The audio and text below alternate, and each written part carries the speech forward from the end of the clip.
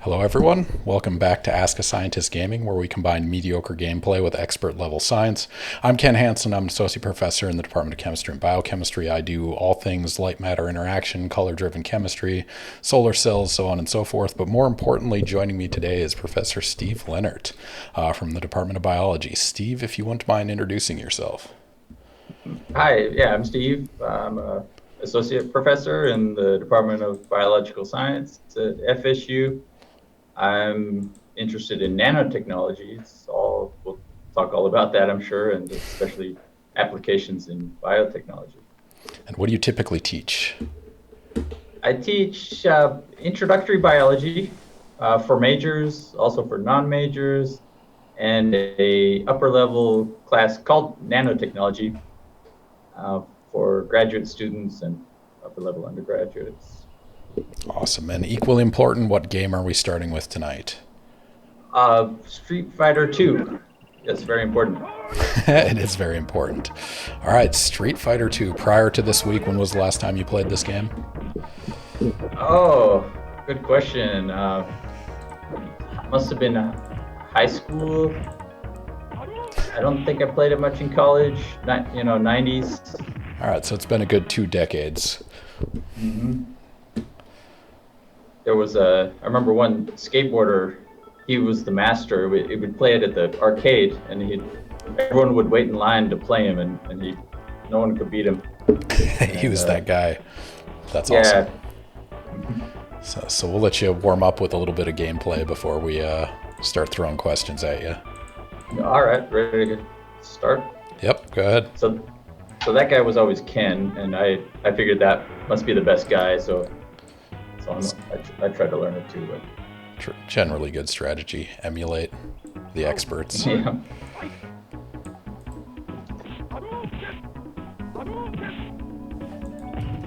Yeah, this was the premier fighting game. It was this and Mortal Kombat, right? Those were the big ones. That was my best performance ever. Perfect. I didn't get hit.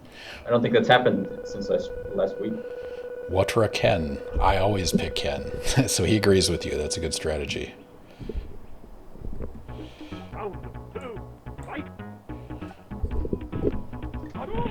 And so I think this is the first fighting game we've had on stream. So no pressure. Yeah. What about the Mike Tyson's Punch Out? Oh, that counts as a fighting game? I guess it does.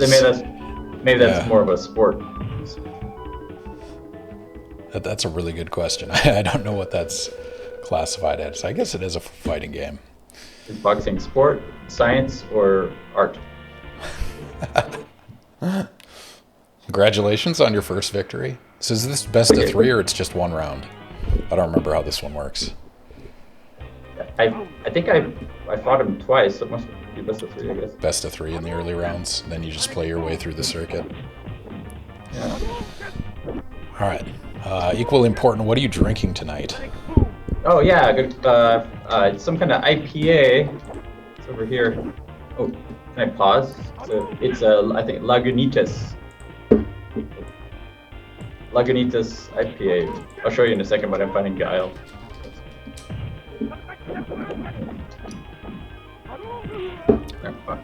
This IPA. It is IPA. There we go. Cheers to that. Here, I'll give us our first take a drink request of the night. Oh, sorry, I drank before. Do I have to wait for that? Or No, you don't. You can drink whenever you want. We just do it for fun. But cheers, Steve. Welcome to Ask a Scientist Gaming. It's a pleasure to have you on. We have shared many student committees together, actually, but never hung out outside of that scenario. So I'm happy we had time to catch up and troubleshoot and get our drink on tonight. So thank you for being on. I want to thank you for putting this together. I think it's a great thing that you're doing, because especially science really needs questions. It's really, it's a great honor to be here. All right, we'll open up questions to the chat. If anyone has questions for Steve Lenhert, he's talking nanobiotechnology, nanotechnology, anything biology related, anything outside of that, I'm sure he's happy to do his best guess.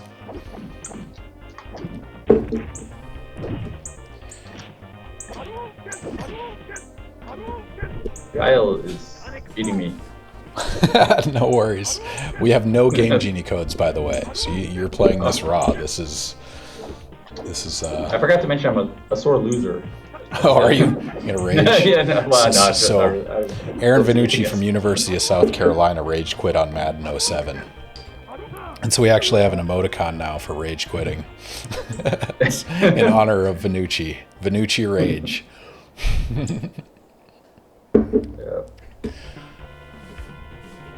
Yeah, you got me. This took you on best of 3. I like the cutouts where the faces are damaged. All right, so you've had sufficient time to get beat up. Let's start with some general questions. So what path led you to where you are today? Great story here, I guess. There's different ways. Let's start with, I guess, after high school. Let's see. After high school, I was like, what am I going to do when I grow up? And I had this idea. I wanted to take a insect. I was going to take a spider and attach a robot to its back and steer it around. Mm-hmm. Seemed like a reasonable idea, but I decided I needed to go to college to build that. And I decided nanotechnology, or not, no, the nanotechnology came later. It was a biochemistry major, which later I realized I should have studied engineering for that. But for some reason, I thought biochemistry was the way to go. And so I studied that. After 2 years of working on my secret invention, I didn't tell anyone. Somebody published the Robo Roach. It was University of Tokyo. Yeah. They scooped me. But in their case, it was the roach controlling a robot, right? No, they did exactly what I wanted. They actually controlled the roach? A little robot, on the live living roach, and they could steer it around with the camera on its back. And it's a good idea. I don't know why we don't all have one now. That's what I thought. What would you use that for? Necessity is not always the mother of invention. Sometimes it's just I want to do it. I just wanted one, yeah. Like instead of a radio-controlled car, I wanted a radio-controlled spider, like a toy. Yeah, it's kind of useless. They said they wanted to use it for saving earthquake victims. Oh, interesting. So you could crawl in spaces. I mean, but they retroactively say what it's for, right? Yeah, and so after the scoop, I was aimless, right? I'm like, what am I going to do with a biochemistry degree? And then I heard about nanotechnology, which the way I heard it's a little fictional. It was, building robots out of molecules, which. Now I've started to eventually realize that's what life is.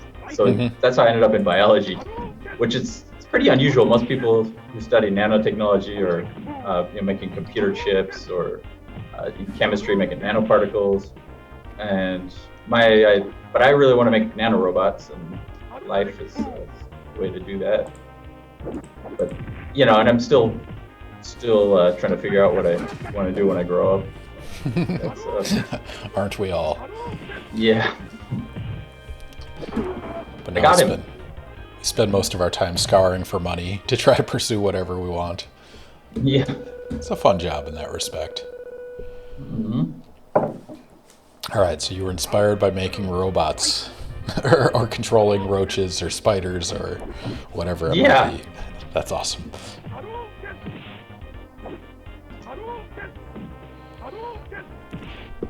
There's other ways, I'd also like to go to space. The problem with space is it's takes forever to get anywhere interesting, right? I don't know, it's 3 months to get to Mars or something. Mm-hmm.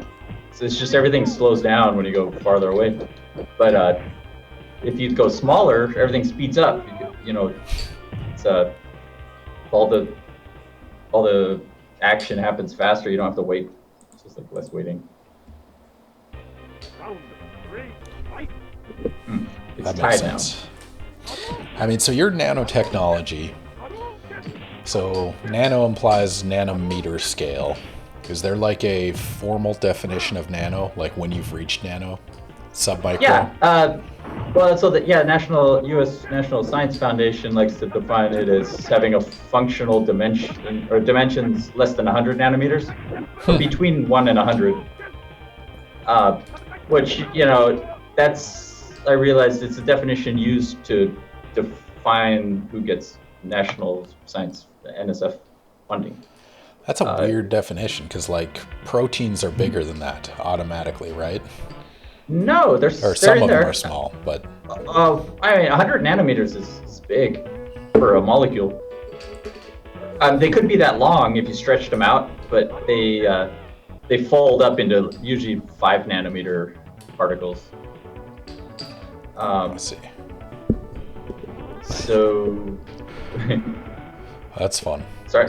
So Yeah. Wortkin has a question. I read the Bible was put on a nanochip. Do you know anything about that? Yeah, I mean, that's how I think most of the Bibles are stored now. I guess I haven't heard about like writing it by hand. I guess they don't mean by storing it in the chip on every Digitally, computer. no, probably not. That's presumably writing on by hand. But well, so the like founding document of nanotechnology, nanoscience, it's from a speech given by Richard Feynman, 1959. It's called "There's Plenty of Room at the Bottom," and what he does in there, he calculates, how. Oh, I had him. Oh no. Oh, he calculates if you stored. High pressure. Oh, Nice. Well done. What he was doing, there was this thing about like how small could you write the Lord's Prayer, and people would calculate that, and he was calculating like what's the theoretical limit of that, and he figured out you could. We might have a prediction about this. I don't want to give that away, but basically figured out, how small you could store data if you, for instance, used like a cube of 5 by 5 atoms to store one letter. We do have that prediction. Should we pop that up right now? Oh, if you want, yeah, that's a good time. But the whole Bible, I don't know how many characters in there. It's going to be far less than the prediction we'll ask. Yeah. So that's one of the books, I guess. I think the prediction is about all the books ever written up to 1959. Like the Library of Congress, I think. Up to 1959? So that's amazing. Maybe not all the books ever written, but all the books that we have. Oh. Yeah, we'll bring up that prediction a little bit. Yeah. I love that though, the AFM and like STM tip writing and like making snowmen and carving letters and right. It's just a fun competition. Like IBM was the first to write IBM with atoms, right? That was a major breakthrough in nanolithography or nano writing. Right. That's where one of my PhD advisors, he did his PhD in that same group, the same group that did that. Was the group that invented the scanning tunneling microscope, and then later they wrote IBM with it. Yeah. The thing with that, it's so you can write that way. It's very slow. One atom at a time. Yeah, and it took them, I think, I forget. It was like a week to write IBM. Was it really a week? And they kept it like 4 Kelvin, right? Because exactly, thermal motion of atoms makes things bounce around, and you can't read it. And that's the trick. So yeah, for the liquid helium temperature. But it was, now the computers, they're still doing that. They're still writing small, right? But we store the data differently. It's stored in bits instead of like in a pattern of shapes. All right, the prediction is up. So Feynman did a calculation. If you do a 5 by 5 by 5 box of atoms and you consider that a bit, and so 125 atoms equals 1 bit. If you want to store all the text in the Library of Congress prior to 1959, how big would that volume be, right? So each one of those 125 atom blocks is a bit, and you want to store all the text written and in the Library of Congress prior to 1959, how big would that hard drive be? Would it be less than 1 millimeter cubed or greater than 1 millimeter cubed? And for those of you that haven't done predictions before, just click on that purple box right at the top of the chat window and start putting your bet in there. You can spend your standard internet units, which are absolutely useless for anything other than this channel, but still fun to make guesses and make bets nonetheless. So throw your guess in there. If you're going to store 125 atoms per bit, how big of a volume would you need to do every text written before 1959?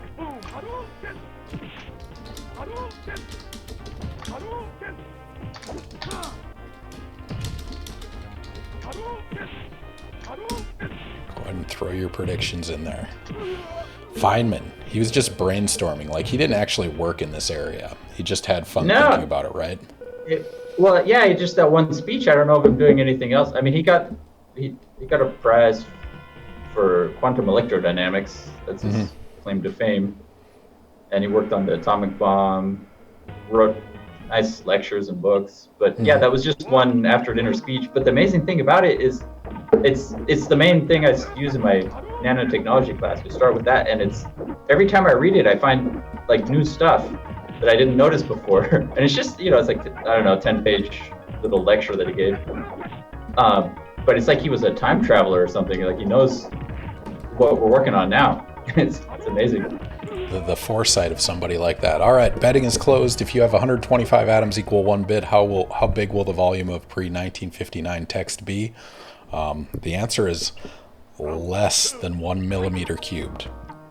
And so 1 millimeter by 1 millimeter by 1 millimeter, you can basically store all things written prior to 1959, assuming you can write one atom per grouping of 125 atoms. It's just absolutely crazy. So Steve, do you want to give some context on this one? Yeah, I mean, I guess now that I get those, what are they called? Those chips, SD cards. That, it doesn't sound that amazing anymore. But in the 90s, to me, that was amazing. And I can't imagine in 1959 when computers then they were the size of a large building, just to do some calculations that I saw one that there was this ENIAC. I need to really check the math on it, but supposedly that computer that took up the whole building had the same computational power as one of those chips in like a birthday card where you open it up and it plays happy birthday. It costs $1.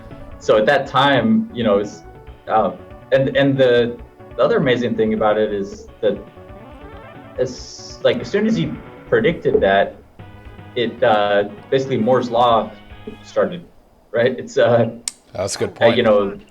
Like 5 years later, Intel, or the founder of Intel, Moore, I think is it Roger Moore, or Michael Moore, Gordon Moore? I always forget which one. I think it's Gordon Moore, founder of Intel. He came up with this law, and that's been continuing ever since.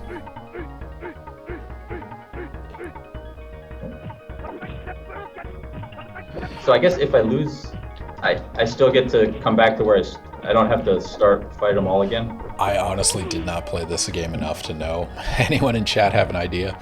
Well, because I didn't have to fight Dial again. So Feynman, I have a question for you, Steve. Why did he pick a 5 by 5 by 5 atom cube? Good question. And for a bit, I'm trying to remember.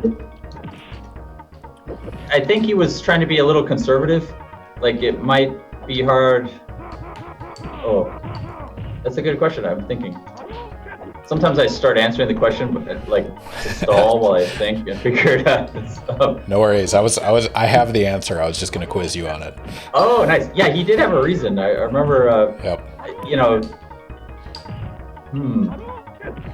feel like I should get it, but I might lose to E Honda if I get it.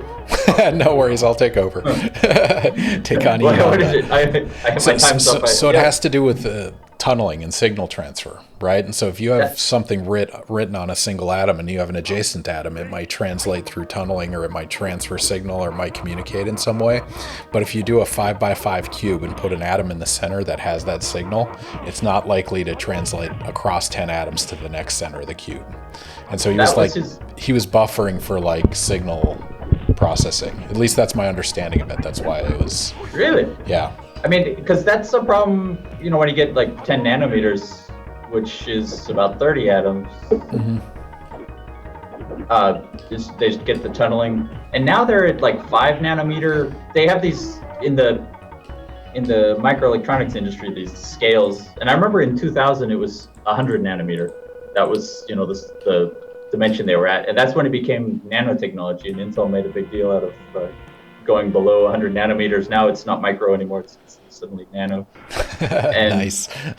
And they were always saying, like, we can only do this for 7 more years. They always had this 7-year plan. And they said after that, Moore's Law it's over. We can't go smaller because of quantum tunneling. Or some other reason, after 7 years, they'd come up, they'd say, well, now we can go a little further than we thought.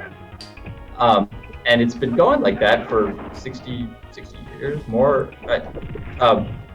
Recently, I guess about 10 years ago, they stopped publishing the roadmap. I don't know why.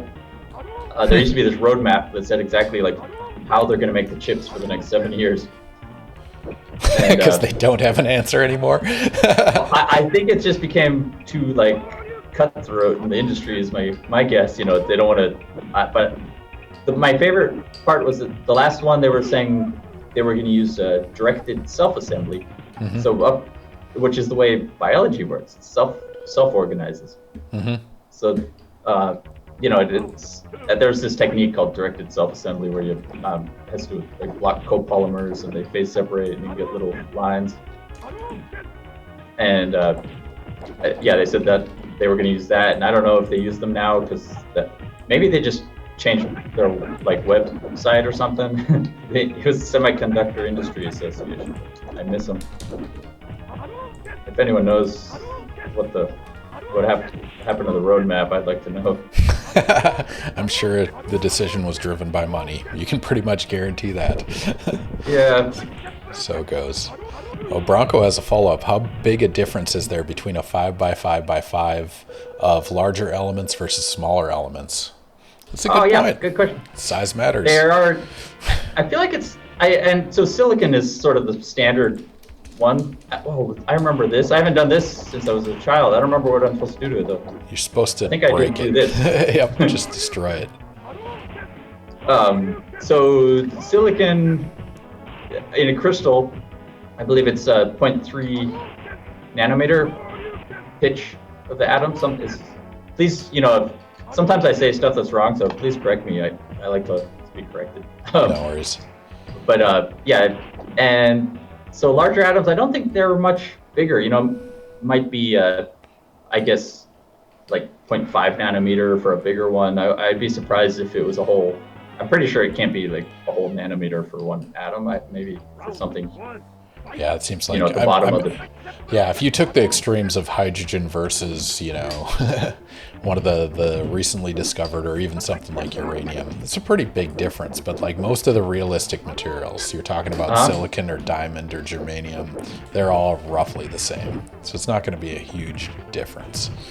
Yeah. At least in terms of radius.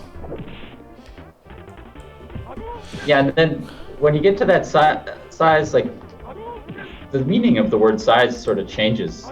I remember I used to like to go ask the physicists, like, how big is a photon?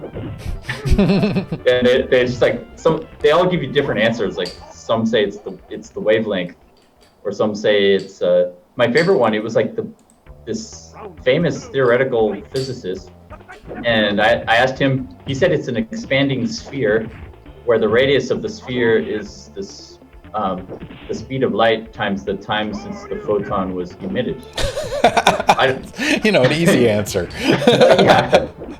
He just gave the keynote speech and I was like next to him in the line waiting for the food. Yeah. and that's what he said. You probably know more about that than me. I honestly do not. Like photons blow my mind. Really? Because like if I asked. If you put electricity through a certain material, it'll generate photons, right? But like, does that photon exist at the speed of light, or does it have to accelerate? I don't know. I think the math says it exists at the speed of light, and it has to. But when it's created? Uh-huh. Yeah. Oh, and I asked the same guy, when a photon goes through a window, it slows down, right? Because of the refractive index. Yep. And then it speeds up when it comes out. And I was asking him, like, is it the same photon that goes in that comes out? What do you think he said? I don't know. I don't know how to think about that. What did he say? I don't remember. I think he said no. Now that I think about it, I'm not 100% sure. I'm like 80% sure that he said no. But apparently that's how he thinks about it in like probability distributions. Yeah, it's quantum physics is hard. Yeah. All right, you can measure the width of the spacing of atoms in a crystal pretty good with Bragg scattering. All right, bringing it back to biology. How do you apply nanotechnology to biological systems? Yeah, many ways. Me personally, well, where to start? For me, I think the most fundamental question that I can think of in biology right now is how do the molecules get to the right place in a living organism? So, we figured out DNA is important and protein's important, and there's all these small molecules, and we can synthesize pretty much all of them, but we can't put them together to make something living. They're all separate. That's like a mystery. How do they? To think about it like a molecular machine, you might have all the parts of the machine, but how do you assemble the machine? So, in that sense, I'm trying to make it something that we can do. It's kind of a fuzzy scientific question. So I'm interested in. I picked drug delivery, which, if the FBI is listening, that's not what it sounds like. It's trying to for medicine. Someone takes a drug, a pharmaceutical medicine. You have to get it to the right part of the body, and then even if it gets to the right organ, it has to get into the cells, and it has to get to the right part of the cells. If it has to go to the nucleus or get into mitochondria, different parts. So basically, that's one problem I'm working on, is how to get a small molecule into the right part of the cell. One way I'm doing it is with a model system, just to understand how molecules partition in between different places of different parts of a liquid droplet. Sorry, I don't know if I'd explain these things differently to different audiences, so this is kind of like yeah, we talk about a middle ground. Yeah. So it sounds like one of the major things biology does is control things really, really well. Both partitioning, positioning, organization. Like, it's just millions of years of evolution. Yeah. And Zangief is crushing you right now. I know, over and over. No worries. I'm impressed you made it this far, having not played in a while. Yeah, it looks like I'm halfway. Do you get infinite continues? I don't know how this works. It looks like it, I guess. Maybe that's what's going on. Oh, yeah, because I think usually you have to put a quarter in or something. But... Not on the Super Nintendo. Just call me Jar. Thank you for the follow. We appreciate it. Enjoy your standard internet units and spend them on, I don't know, convincing Steve to take a drink or betting on science questions as they come up. I figured out you got to keep your distance from Zangief. Well, you don't want to try and wrestle him. Well, don't block, because he'll do the bear hug on you. Yeah. Oh, thanks. I didn't even think of that. I was just... Oh, yeah, we're talking science while playing games. It's non-trivial. What were we talking about? It was interesting, and I forgot because it's Zangief. So we were talking about just in general nanotechnology and biology. Oh, and how right. they relate. Yeah, you were saying that cells, living organisms. Just really good at organizing atoms and controlling them. And so I work in solar cells. So congratulations on the win there. Thank you. Well done. But yeah, we always go back to photosynthesis and how it works. And one of the major things it does is it puts chlorophyll molecules at the exact right distance and right orientation so it can transfer energy in femtoseconds. Right. And it's like, we cannot do that as humans. It's amazing. Yeah, the exciton transfers in the chloroplast. So that's where I feel like the biggest application. So the question I think that I got was about application of nanotechnology in biology. I'm sort of, I'm in a biology department, so that's what everyone wants to know. But I'm a little even more interested in like how biology can be used for nanotechnology. That's sort of what some people mean when they say bio-nanotechnology instead of nanobiotechnology. Yeah. But imagine if you could get biology to assemble the computer chips for you and put all the atoms in the right place, and you could just grow your computer, feed it, water it, and it'll double the RAM. Right? I feel like that. That's eventually. That's I think the only way to stay on Moore's law into the future, something like that. Yeah. But it's going to have to be fiction self-assembly right of some kind, right? Yeah. That's what life's really good at. Well, so I'll challenge that to some degree, because like plants are pretty good at photosynthesis, but most of what they do is reproduce and just maintain their own existence, right? So there's a lot of replacement associated with it, but they don't drive SUVs, right? And they don't, need 100 million trillion turnovers and whatnot. And so arguably the durability of biology is lower, but if it can fix itself, I guess that's okay. That's true. Yeah, because they're always replacing these parts. Well, some things can be very durable, though, like the inorganic, the shells. Yeah. Abalone is a sort of, textbook example.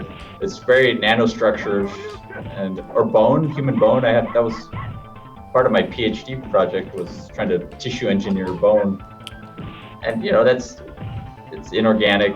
Yeah, it's pretty durable. But that's a good point about, and lipids are my favorite biological molecule that I'm studying, and they're very dynamic is the word people use, but unstable is another one. It's it's the more frowned upon word. It's unstable. Chun Li got the best of you. Keep going. Yeah, he's hard. I think the uppercut thing is, I have to be more consistent with those. Yeah. She likes Ken's to jump power around. Weapon, right? Yeah. She's always like up in the air. All right, Steve and I could talk all day, but does anyone have questions for Steve Lenhert on nanobiotechnology, bio in general, nano, small scale, anything related to those topics? We're happy to field those questions, so go ahead and throw those in chat. God, that kick move is brutal. Yeah. Yeah, with the solar cell thing, we definitely... it's like you can do efficiency numbers on photosynthesis, and you can get a reasonably high number in terms of photons per redox event. But when you take into account the energy that goes into self-maintenance, the math changes dramatically, right? In terms of... Well, yeah, that's something that, the plants, that's why they're doing it. They're not doing it for us. So if we could ask them to do it for us, maybe they don't need to... Well, so also I believe I heard the quantum efficiency of photosystem 2 is near 100%. Yep. So it absorbs a photon and couples that to pumping of a proton, basically like a capacitor. So it charges a little capacitor. Yep. And that first step is basically what photovoltaics do, if I understand it right. Is that right? That's right. Except for the proton separation. Pump, but close enough, yeah. It's similar. Yeah, proton instead of electron, but so there's a way to just get electricity right out of it, but then it uses that to synthesize sugar, right? That's the rest of and that's where it's all lost. Yeah. So, then it uses that to fix the protein that did the proton shuttle when it breaks down every 100 turnovers, and we need the full. And this life cycle math is amazing, because you have to do the same thing with an electric car, right? Because an electric car might save CO2 production on short term, but when you go back to when the battery was produced overseas, when it traveled on a ship to the U.S., when you do the whole cost benefit math, it is less efficient sometimes. So you can't forget those secondary costs. Right. Yeah, so maybe it's the same with our synthetic technologies. Yeah. But it's a good question. There's a cost benefit, no question. All right. St. Miles, why are lipids unstable or dynamic? Yeah, good question. They're so let's start with what are lipids? Let's go there. Good question. Yeah. General first. So, yeah, standard definition from the International Union of Pure and Applied Chemistry is a biological molecule that is not soluble in water, or more actually, partially. I think it's soluble in organic solvents. Maybe is another better way, or negligibly soluble. Yeah, partially. Yeah. But it has to do with the solubility. So it's traditionally if you took all the biological molecules and put them in a mixture of oil and water, it'd be the molecules that partition into the organic phase and don't dissolve in water. And so there's different kinds of lipids. Most people think of phospholipids as a scientific one, or nutritionally fats or lipids.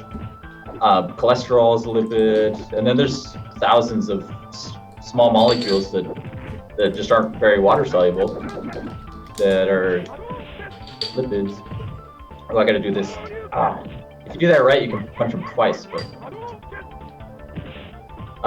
so why are they unstable? That's a little. Oh no! It's a brutal kick. So when I say unstable, I don't mean the individual molecules; those are stable. Mm-hmm. What I mean is when the structures they assemble into. So they might form a lipid bilayer, and then within those bilayers there can be smaller substructures. And those substructures, they're not covalently linked together. They're attached by weak interactions, van der Waals forces, hydrogen bonds, things like that, non-covalent bonds. And so as soon as you try and purify them, you separate the molecules and you lose that structure, which is bad for stability. But honestly, I think that's why they're so good at organizing things, because they can move. If they're stuck there, they couldn't move. So that's the other weird balance of biology, right? It's that there's a certain degree of mobility you need, but also not too much mobility. Like it's not like a silicon wafer that's written in stone for the most part, right? Right. Yeah, that's one of the definitions that I don't know if I've really seen it. I always say, like, I guess the way I define life is it has to be not at equilibrium. If it's at equilibrium, then it's dead. Right. And so, yeah, that's another part of it. Like a lot of the theory, the physics and the chemistry, it's very well developed for equilibrium and for figuring out what direction equilibrium is. But to figure out what's going to happen when it's not at equilibrium is a little different. Ninja Physics, thank you for the subscription, or the resubscription. Welcome back. It's always a pleasure to have you here. Appreciate it. Good evening to you. Yes, welcome all science and gaming enthusiasts. We are here with Dr. Steve Lenhert, talking about nanobiotechnology while playing Street Fighter and almost beating Chun-Li several times. You're getting close. What was that? I lost. Was that a tie? What happened? You ran out of time. I don't know what happened. I forgot that could happen. I guess whoever has more power. 2-2 on this one. Nice.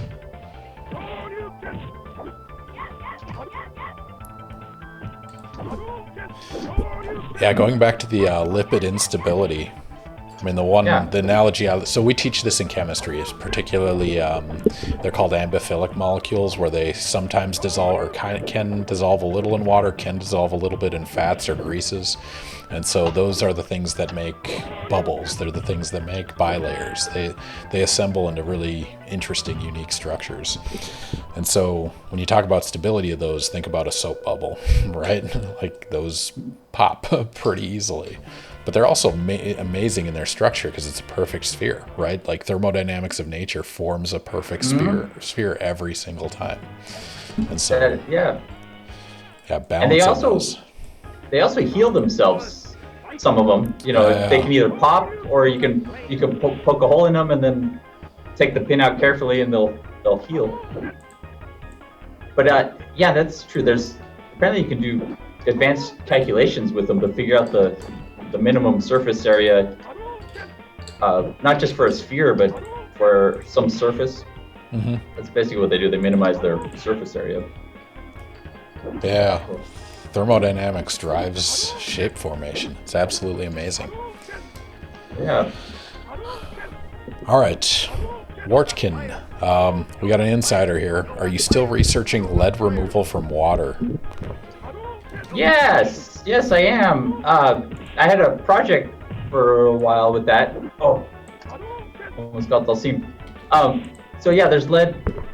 I guess so. This way this started was, in Flint, Michigan, some years ago, there was a problem with lead in drinking water. There is still a problem in Flint, Michigan still? with lead. Yes. Oh, is it? Oh, really? But that's when I got the news a couple years ago. Yeah. Oh, right. And so, there's pretty good ways of detecting it now, pretty cheaply. But I was working on a Biosensors, and I still am. And so, yeah, we just published a paper with using aptamers. Aptamers are usually nucleic acid molecules that you can, if you find the right sequence, they'll bind specifically. And there's ones for lead. So we attached those to a lipid molecule, and our project was called Lipid Enhanced Nanosensors. That's a sexy lens. Combination of buzzwords there. Well done. Yeah. Right.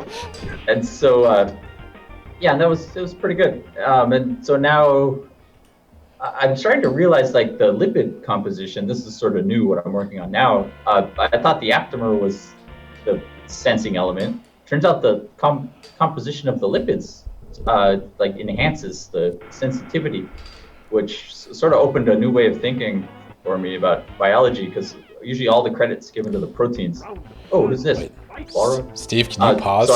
Can you pause the game? Yeah.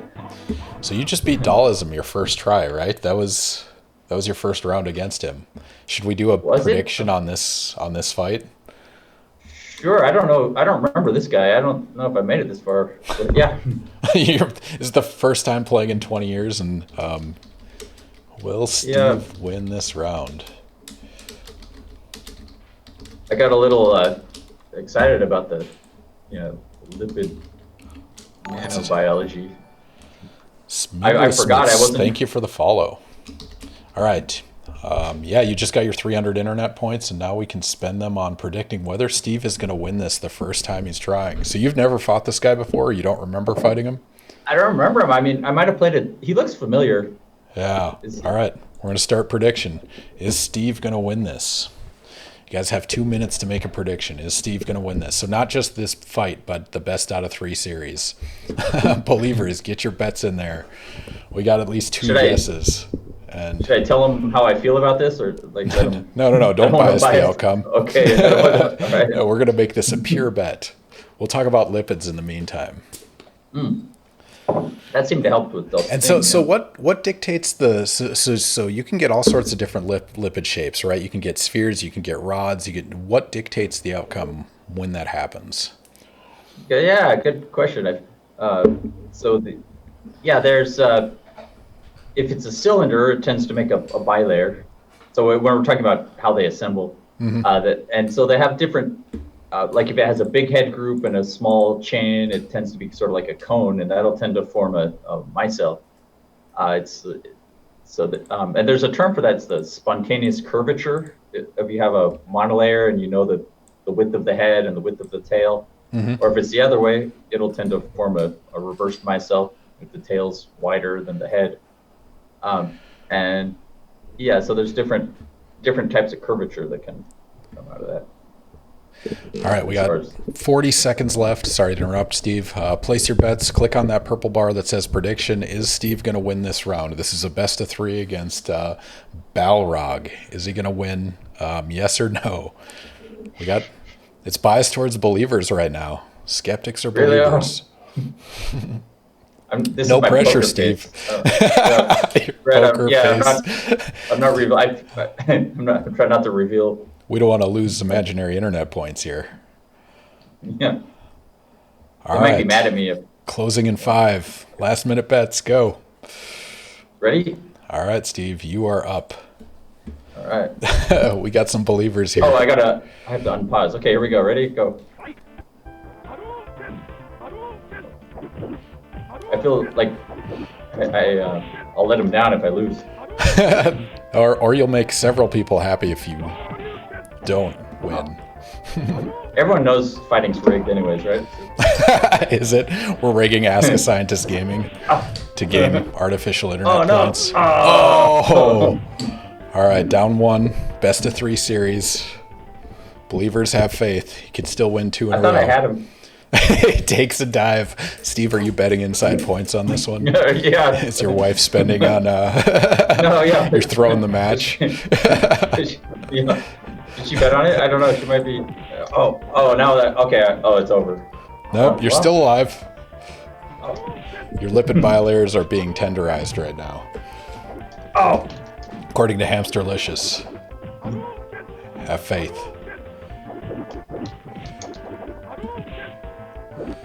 Oh, so close. He's like, he comes back. Oh, and then he tears off his shirt. What is this? Yeah. How am I supposed to win when he has those muscles? Oh, no. Sorry, believers. This one did not go out in your favor. Will Steve win this round? The answer is no. I got overconfident when I was winning, and then... So, cheers to the non-believers. 3 of you who bet 340 standard internet units. Congratulations. Sorry. The moral of the story... Don't bet on fighting. I mean, that was your first time fighting him. You did pretty good. Yeah. Should I try again? Man. Reese's Pieces says you're coming back like Rocky. It's over. It's game over. I didn't know that. Oh, it wouldn't let you continue? I suppose it only gives you a certain number of continues. That's awesome. Non-believers. Totally not Eugene won that round. I don't know if you know Eugene DePrince, but that is totally not Eugene. Bet against you. Yeah. So that should end that friendship. Yeah.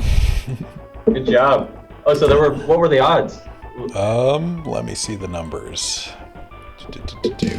So you had 600 standard internet units for yes, 340 for no. Yes payout would have been 1 to 1.57. The no got a 2.76 to 1 payout. So they doubled, more than doubled their funds. Reese's Pieces redeemed Take a Drink. So pause. Cheers to everyone joining us for Ask a Scientist Gaming. We are on Round 2 of Street Fighter with Steve Lenhert, Nanobiotechnology. Thank you for joining us on a Thursday night. Last week of classes at FSU's. Cheers to everyone. Cheers to you, Steve. Cheers. All right, Rocky 2, let's get it. Underappreciated, and everyone thinks or if you're not familiar with the Rocky series, you'd assume Rocky won in Rocky 1, but he did not. He lost in Rocky 1. So now, Rocky 2 is your chance to redeem yourself. So play again? Is that? Yeah, might as well. Spoiler alert.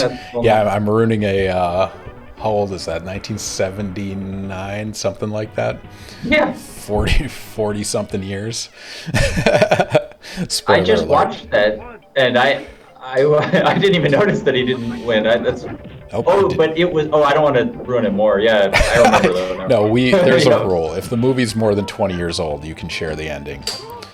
Oh, Darth Vader is Luke Skywalker's father. The end. My favorite's in Rocky 2, like how it starts. Apollo's like, everybody keeps saying Rocky really won, and you shouldn't know it was rigged, or whatever. I don't remember what they were saying, but he wasn't happy about it. Exactly. So yeah, this is your Rocky 2 starting montage. He loses with grace. Yes, he does.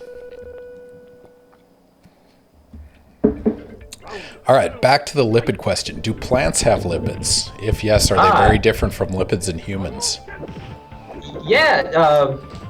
Yes, they have lipids, and no, there's similarities and differences. So yeah, they have phospholipids. All the vegetable oils, those are all plant lipids that we eat and cook with. They don't have. I could be wrong. But they don't have cholesterol. They have a different molecule that's similar. I forget what it's called. Cholesterol is a strange one. It's it's involved in a lot of signaling. It's a steroid. Right? A lot of people think steroids are just like you take them for bodybuilders take them, but cholesterol is a steroid. It's that's just a term for the structure. That's true. Steroid has a general stigma, but it is literally just, what is it, a 6-ring system that has a 5-membered ring in it or something like that? It's fused. There are these fused rings. It's like, there's, I forget how many. I think there are 4 fused rings, hexagons and pentagons. And then they have all these different functional groups and chiralities. So there's all kinds of combinations that you can get. But plants, I would say they probably have more. Plants are famous for being biochemically more complex than animals because they do photosynthesis. And they don't move. Like animals can run away. Plants have a lot of chemical defenses. And it's kind of a mystery. Everybody studies, lipids sort of were popular a long time ago. Once we discovered DNA and proteins, everybody's all about that. Like those are the parts of the machine, the molecular machine. Yeah. And lipids are just kind of thought of like the oil. Like you don't really care about your engine oil. I mean, you want good oil, but it's not as important as the parts, right? It's like not the most expensive part of the car. And I don't believe that. I think lipids are the most important part of the cell. I think the DNA and the proteins are, they're easy for us to understand because there's a sequence we can read. That's the way our minds work. We read books, so we read those. But all life has lipids. So there's some viruses maybe don't have lipids, but those might even have lipids in a little bit. They just don't have bilayers. That's interesting. So there are different aspects of the cell that became fashionable to study. I mean, they all matter, right? They're all important to function. Right. And everyone in chat knows mitochondria is the powerhouse of the cell because that's all you learn from high school biology. But it turns out all the parts matter, right? Yeah. Right. Well, I mean, that's part of. I'm starting to get into the origin of life question, and the main idea is that it started with an RNA molecule called RNA world. And I feel like if I were to bet, I'd bet that it started with lipids. So there's this lipid world hypothesis that's not nearly as popular. And the idea there is that you could have an aggregation of lipids. Doron Lancet came up with this idea, called it a composome instead of a genome. It's the composition of the lipids that can replicate, and you could get basically a life form with just lipids and nothing else. And then that's an environment where RNA and other polymers could evolve. Wait, where does the production of the lipid components come from then? Oh, that's the other thing. They're easy to get. So just in harvest. Primordial, from lightning and carbon in the environment and water. My understanding was there would be millions, maybe I don't even know the exact number, but all kinds of different organic molecules, which you can just get from combustion of carbon. And then in water, they should self-organize into sort of phases and go to the interface, make a monolayer, the air-water interface. But that's I'm sort of making this up because I don't know where they came from. Yeah, that's a good question. Well, they spontaneously form. Like it's inevitable that you will make lipid-like ambipolar molecules, like that. The right. Classic lightning through a jar. You make those types of things, right? There's this famous experiment, 1953, Stanley Miller, where they just simulated the primordial conditions with lightning and some ammonia and I forget the methane, and they got amino acids. Actually, maybe I should repeat that and see if we get lipids, because everyone's all about the amino acids and the proteins. Yeah. And I guess you'd probably get other stuff too. They just. So I think his conditions have come into doubt. I don't remember what it was, but it was a very oxidative environment, and oxygen wouldn't have existed at the time. So I think it'd have to be reductive now. But that's a good point. Hamsterlicious follows with lipids before proteins. Lipids did exist before proteins. That I can say that with 100% confidence. Lipids probably exist in space. Yeah, that was what was his name? He got a Nobel Prize for Fullerenes, and he came to talk to my class, my nanotechnology class, great guy, and that was what he was studying, how he got the Nobel Prize. He was trying to study carbon in space.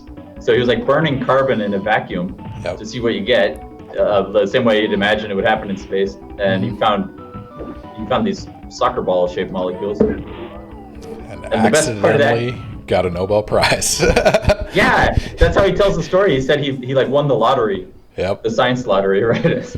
Well, so when I've seen him present it, though, he cites papers that saw this before, but they didn't identify it properly. Oh. And so one of the keys they had is they saw the signal and then they actually assigned it to a particular structure. Oh. So yeah. My favorite part is in his paper on it, Nature. Figure 1 is a photo of a soccer ball. That's the chemical structure. It's the Buckminster Fullerene.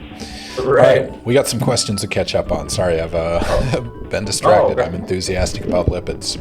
Anyway, what is your favorite lipid? Smeagol Smiths wants to know. Thanks. I'm thinking.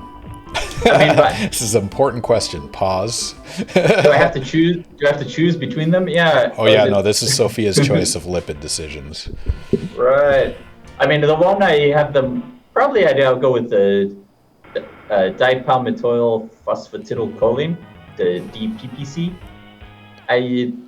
That's how I came into the lipids. I guess this is a good story. I started in a physics lab, right? I went to Germany as an undergraduate, and they were studying monolayers of this lipid, and they didn't. The person I was working with didn't even really know it was a biological molecule. They were just interested in how it self-assembled at the air-water interface for making kind of organic patterns or basically motivated by the computer chip, making microelectronics. And they self-organized, and it's a saturated lipid, so it's sort of has a high melting temperature. And I guess I'd go with that one. I did my PhD mostly with it. It's what we do. It's kind of turned into I forgot Zingy. You've got to stay away, keep the distance. I always forget, and I go in and try and wrestle. But yeah, DPPC. And later I started using a DOPC. It has just a double bond. That's a good one. I'm starting to, I'm a little interested in things like, I don't know. I guess for funding purposes, I'm trying to find natural products, lipophilic natural products that might make good therapeutic drugs. And so I'm starting to look at some of those, but they're weird, and you can't get large amounts of them. But yeah, I guess if I had to choose my favorite lipid, DPPC. So we have our answer to the favorite lipid question. Only asked here on Ask a Scientist Gaming. You will not find that quality question anywhere else on Twitch, I promise you. So Steve, thank you for the answer of your favorite lipid. I put a link in chat if anyone wants to look it up. All right, okay. Spirit, welcome to chat. Thank you for joining us from our Biotech. Fun factoid, so usually I advertise the stream on the appropriate subreddits, just, trying to get people the right audience. I got banned from our Biotech for posting this because they described it as self-advertising spam, which, I mean, they're not wrong, but it's science outreach. So, Spirit, I'm glad you saw it before it got banned from the chat. So yeah, thank you for joining us. Yeah, some subreddits are more welcoming than others. So yeah, I don't know. Our Biotech was not having it today, so we got banned on that. I used to be a moderator for a sci.nanotech news group. I guess that was before Reddit. That was fun. It's a non-trivial job moderating things. Yeah.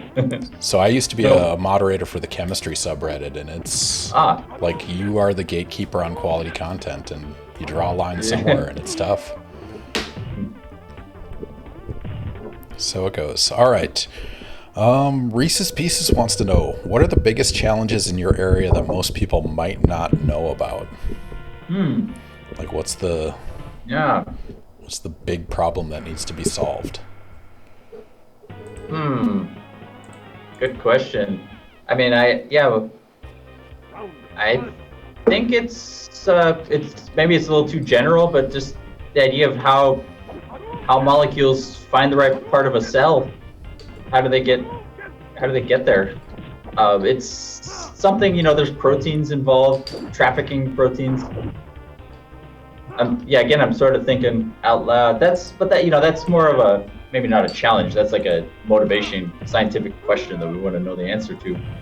As far as I'm trying to think of a technical challenge. I think it's because it's how to see and manipulate very small things.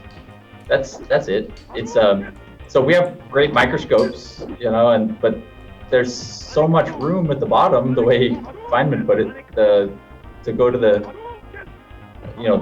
molecular scale. Chemists like Ken are very good at that, at finding molecules, characterizing them, right?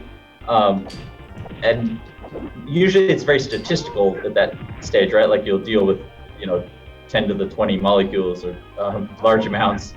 But how to manipulate a single molecule.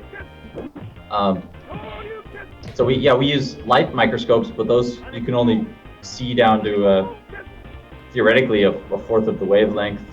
There's some super resolution techniques for certain molecules you can see, but so the wavelength, so that's maybe down to 100 nanometers with like a really fancy microscope. Usually 200 nanometers, I guess. But that's, I guess, the challenge: how to deal with small things. And it's not that intuitive. It's hard to really imagine how small those are. I don't know if that's and there's electron microscopes that can see them, but then those you have to put the sample in a vacuum, and that's challenging. It's hard to study biology in a vacuum. It explodes. Yeah, and you can't freeze them because the ice shreds them, and it's not the natural environment. And yeah, there are techniques to freeze quickly into vitreous ice. Flash freezing. Flash freeze. Yeah, but it has to be very thin. You can't do it with the thick sample because it takes too long for the heat to get out. Oh, I think I found the trick. I think I have to push start before the counter gets to zero. Is that what happened? That's why you couldn't keep going. That's my hypothesis. I don't know if that could be. I might have been distracted. That's amazing. Spherical cows in space. That's perfect. Actually, I'm gonna throw out a guess for a problem in your area that needs to be solved, and that's designer enzymes. Like designer proteins, catalysts. People are trying to do this, like a lot of people, basically, either through evolutionary manipulation, design proteins, or from starting sequence and folding from scratch. Like if you can control that, like that changes everything, right? That for catalysis? Mm-hmm. Yeah. And I think I feel like the AI should be really good at that, because it's starting to. They just figured out how to. I don't know. Was it DeepMind or what? I forget what they called. They published a paper where they said they solved the protein folding problem, which is if you know the sequence, you figure out the structure. Mm-hmm. Which I guess it's another sort of quantum mechanical step to figure out the catalysis from the structure, but so there's directed evolution is a very common technique, and I guess that's really what biotechnology mostly is. It's making biological products like food, cheese, beer, using living organisms. And there's a field of metabolic engineering where they can make the different products. It's sort of a natural thing. It's not like they're actually designing this enzyme. It's very empirical, as far as I understand it. Mm-hmm. But yeah, designer enzymes. So, like, what would be what reaction would you want to catalyze? Well, if you can so one of the do things anything. nature does really well. So if you take a hydrocarbon, right, you have a bunch of CH bonds all over a molecule, right? Uh-huh. One of the things we can't do as humans is selectively functionalize one of those, right? Turn a CH into COH or a CCl Ah, or anything like that. But nature does this all the time. And so the selectivity of enzymes is so much better than most of what we do manually or synthetically. selectivity. Yeah, exactly. Yeah, And so that's that's what my one of my recent papers. It's about lipids can be selective for not for covalent bonds, but for selecting other molecules depending on the composition. That's something and that's sort of what I want to do in the future is see if we can catalyze reactions that way. But enzymes are, yeah, they really are molecular machines where if you see the structure, you can see like this group is like, running into that group and catalyzing the reaction. And so, yeah, I'm surprised. I feel like it wouldn't be that hard, but maybe I, 'cause I'm not, I assure you it is. it's harder than it sounds. Yeah, exactly. Well, I mean, people try to mimic nature, but it's non-trivial. So one of the things that's underappreciated, like when you think about a catalyst, you think about something that binds a molecule and does something, right? But Yeah. there's more than just that catalyst. There's a bunch of molecules and solution around it. There's water, there's different solvent, and there's so many effects that are combined that you can't just take a part of a protein and reproduce it in solution and make it work. You need the whole structure for all that cooperative behavior. And so that's one of the things that's really hard in synthetic organic chemistry is reproducing that selectivity because that environment matters, right? So yeah, real fundamental problem. Oh, I might have to take a swing at that one. Absolutely. Yeah. Oh. Ninja Physics has requested a factoid. What do you got, Steve? Oh, great. I was hoping you would ask. Can I finish Dulcine? Yes. Or should I pause it? I could pause. No, you could finish the fight. Ninja Physics, if you're not in a hurry, we're going to let Steve focus on this before looking at his list of factoids. I think I have a good record against. He said, "You do you." Yeah, I think I memorized. The solid-state transistor was invented in 1947 by scientists at Bell Labs, who later obtained the Nobel Prize for this achievement in 1956. 1947, the first transistor. Have you seen the first transistor? Or the I've first? seen it. Well, this is the first solid-state transistor. There were vacuum tubes before that. Yeah. But I have not. I've seen pictures of it. Yeah. It's a famous thing. It's like it got a little triangle and wires. And actually, no, it's not wires. It is paper clips. Oh, is it paper clips? Yes. It's like a germanium slab with paper clips. It is the jankest little creation you can imagine. Apparently, all that stuff's like the connections, and it's not really the transistor. The transistor's like sort of inside there somewhere, but it's like for some, I don't know. Yeah. What year was that? 1947. 1947. And this is, like from the internet. I didn't look up their patent. Yeah, I suppose when the announcement date is, but they did get their Nobel Prize for it. Yeah, but that was a big. It was different because, and that's that idea though. It's sort of a motivating thing for me because, they used to do all the electronic switching in tubes, right? And then they figured out there's a way to put it into a solid device, and then you can miniaturize it. Like it's hard to miniaturize a tube, but in chemistry, you might know this. There's people are still using tubes for chemistry, right? It hasn't really been miniaturized. There's microfluidics, which is basically just smaller tubes. Yeah. And so what I'm trying to do is to really miniaturize. It makes sort of of course, it's not going to work solid state because you need a liquid somewhere. But that's what I think lipids are really good at, is making small compartments. You can make them, 100 nanometer compartment just self-organizes. There's, some differences, but I try to. That's something I put in my proposals. Some people like it, some don't. That's every proposal. Yeah. I like it. I mean, one thing I think about with transistors, so the first transistors weren't tubes, they were actually mechanical switches, right? So like early computations were very much mechanical based. And then they went to tubes with electrical signals, and then they went to, you know, transistors and things like that, or modern transistors. But like I often wonder about, had we stuck with mechanical transistors, like we just developed that more and more, because eventually you're going to get to a molecular switch. Right? So rather than have a molecular single, you know, conductor, have a molecular switch that you can do signal processing with. And so ultimately, I think molecular switches might be our single molecule transistors, but we did the transition to electrical before mechanical, or we prioritized electrical over mechanical. So right, I heard there was also a time when they had to decide if between electrical and fluidic circuits. So apparently that was a candidate if they chose electric. I think they made the right choice, short term at least. Like heat management, and I don't know. Yeah, those molecular switches, that was interesting. There used to be, you know, the molecular electronics was real popular, and then that one guy apparently was like making up the data, and so the whole field like was ruined. No, he made up a lot of data, and like it was super hyped. Like he was going to win a Nobel Prize, and then they completely destroyed it. Just Call Me Jar has redeemed. Take a drink. So Steve, pause. Thank you. Cheers to everyone. All right. Blue Moon or IPA, whatever you have in your hand. Take a drink.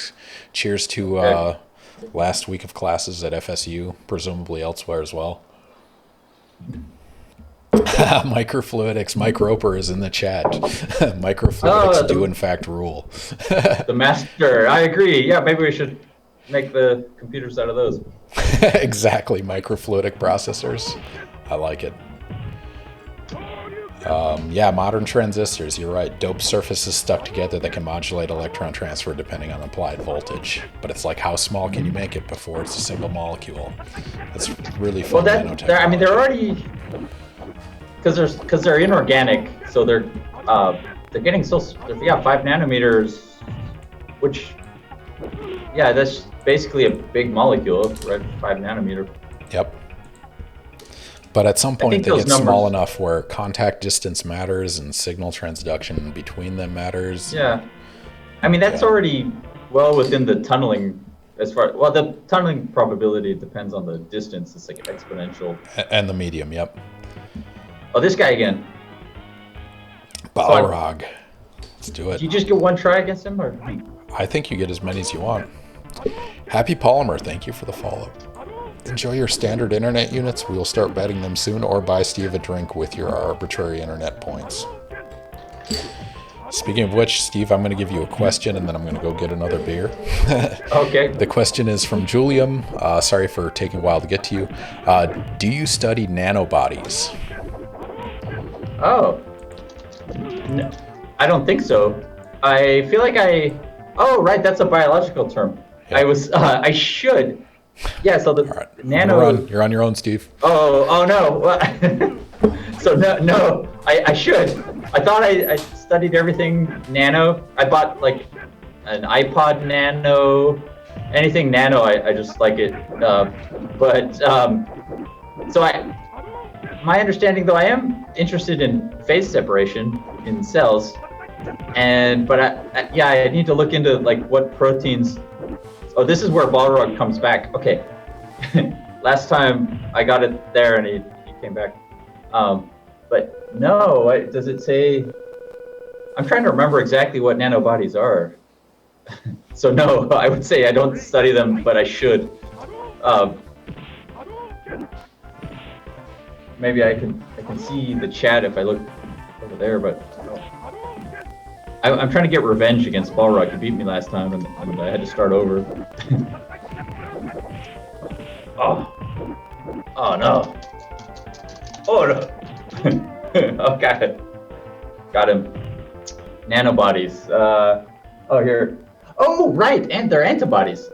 Oh, I do study them. I'm sorry, I forgot. I call them FAB fragments. They're like the small part of the antibody.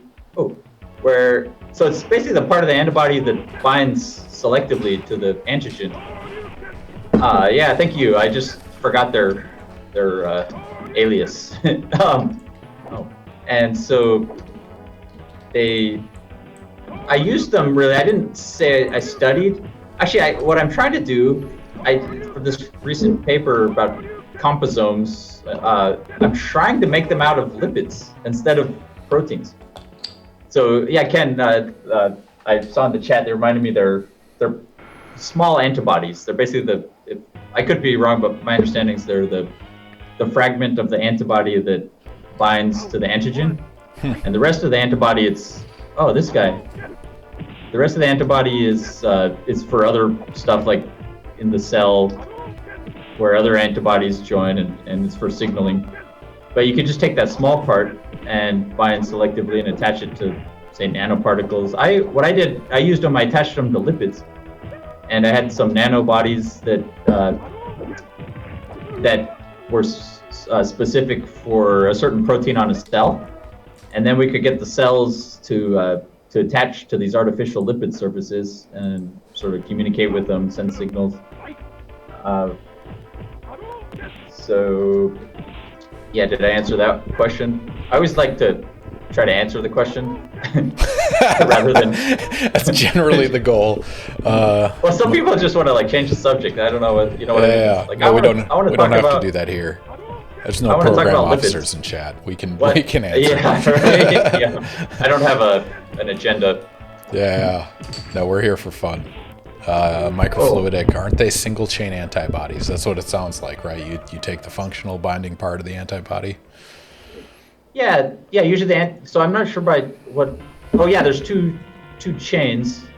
There's a heavy chain, and what do they call it? There's so the antibody is shaped like a. Well, I gotta push start before it gets to 0. The antibody is shaped like a Y, right? And then so at the ends of the Y, like the tops, those parts bind to the epitope. Or those are the epitopes. And so, yeah, there's light chain and heavy chain, right? And so there are, certain part. But I think that somebody named them nanobodies, when they took those parts out and just made those parts. Those are, the useful parts. You don't really need the rest for most. They're useful biologically in the cell. The cell needs them to make, the way they're made. That's my understanding. And also, usually you have like a secondary antibody, or they like IgG, I think. Trying to get. All right, so moving on to another question. Spirit32 wants to know, how do lipid nanoparticles compare with polymeric ones for drug delivery? Oh, they're vastly superior, but I'm biased. Is Justin Kennemer in the chat? Oh, that's start Justin. a fight. Hey. Yeah. Oh, is he? Oh, no. Yeah. But I mean, it depends on the drug, I guess. There's a lot of these things are like when it becomes a product, like a technological product, there's all kinds of other considerations. So scientists, say this is better for our science experiment, but then when you want to use it for medicine, there's a lot of regulatory issues. So lipid nanoparticles, they're very, they're good for lipophilic drugs.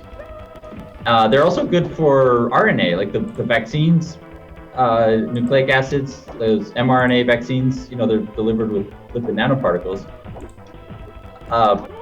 And I'm trying to think.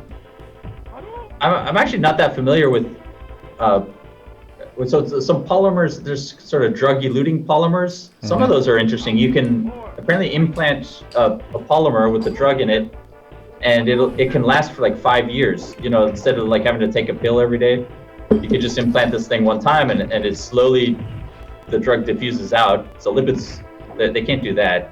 So there's certain situations where. Well, I think most of the patch technology, right? Like a nicotine patch is going to be polymer-based drug delivery. Oh yeah.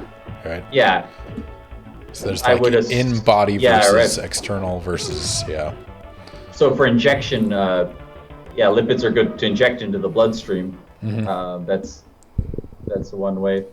Lipids can also be for oral delivery, right? So if you have a pill, maybe you don't want to inject something. If you just have the drug, a lot of times it can get destroyed in the acid in the stomach. So it has to get through past the stomach. And lipids are absorbed in the small intestine. They don't get absorbed in the stomach. So if you encapsulate the drug in a lipid, then it can get through the stomach, get absorbed in the small intestine, no problem. So that's to improve bioavailability that way. I'm not sure about polymers for that. I'm sure there's all kinds of technologies. A lot of these, and I'd love to learn more about that. It's Justin. We need to ask Justin, get him on here. I will have Justin Kittimer on Ask a Scientist probably sometime in June. He doesn't know that yet. He's in chat. You're invited. Oh, is he? Yeah, does he know? Oh, I'm curious what he has to say about the polymer delivery. Someone's got to defend the polymer. Right now. No, we'll bias it. Polymers are terrible. Lipids are the way to do it. Fund lipid research. Sorry. Yeah. All right. Microfluidic as a follow-up question: are lipid nanoparticles causing blood clots? Oh, good one. No. No. The answer is no. Lipids are perfect. Yeah, that's I would be very surprised though, because my understanding of these blood clots, like from the Johnson & Johnson vaccine, I heard it was like 1 in 500,000 maybe, and so I wouldn't I don't know what causes that, but it sounded like it was actually maybe I take it back. If anything in the vaccine would cause it, I guess it would be the adjuvant. That's the part of the vaccine that stimulates the immune response, which you need in a vaccine, something to do that. Otherwise, it's not going to work as a vaccine. And there are lipids. I'm not familiar with these exact vaccines, but there are lipids that can work as adjuvants that can stimulate the immune response, which might lead to some sort of coagulation of the blood. So maybe, but my understanding is that those are very rare. So Hamsterlicious just commented, I saw a statistic that you're more likely to be involved in an airplane crash than to have a clot reaction to the Johnson & Johnson vaccine. I think I heard that too. I think you're more likely to get a blood clot from COVID than you are from the vaccine. I think that was a recent study as well. But I mean, there's that's a tough cost benefit, right? If you're Johnson & Johnson. What's crazy is I saw it was females between the age of 20 and 40 or something was the 6 people that died. It was a very weird demographic. And so it was very specific to something.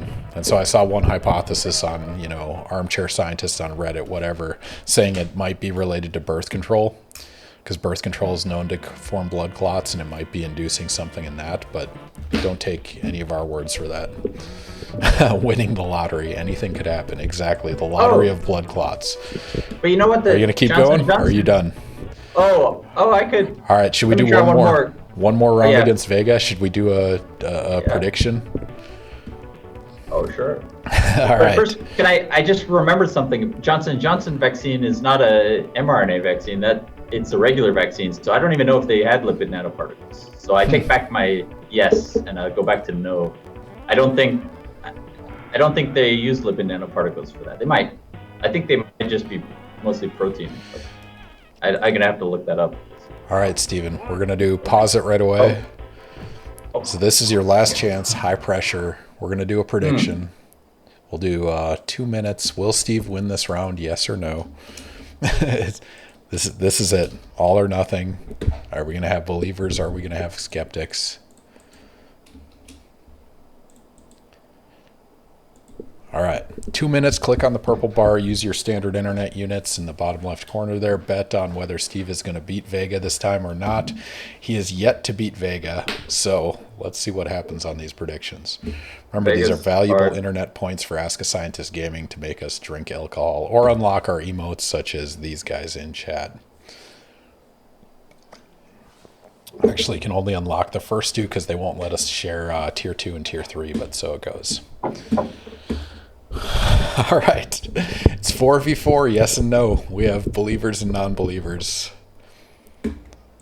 For anyone just joining us, this is Ask a Scientist Gaming, mediocre gameplay, expert level science. Our guest today is Dr. Steve Lenhert, talking about nanobiotechnology, and in particular lipids and his favorite lipids, as well as what lipids do in creating blood clots and whatnot. So it's been quite a journey in terms of topical areas. If you guys have questions, feel free to throw them in chat. We will definitely get to them as soon as we can. Hydrophilic polymers all the way. Yes. Yes. Shout out to Alex Robb for creating the emotes. In particular, we like the OSHA one. Might as well sweat while you're playing Vega.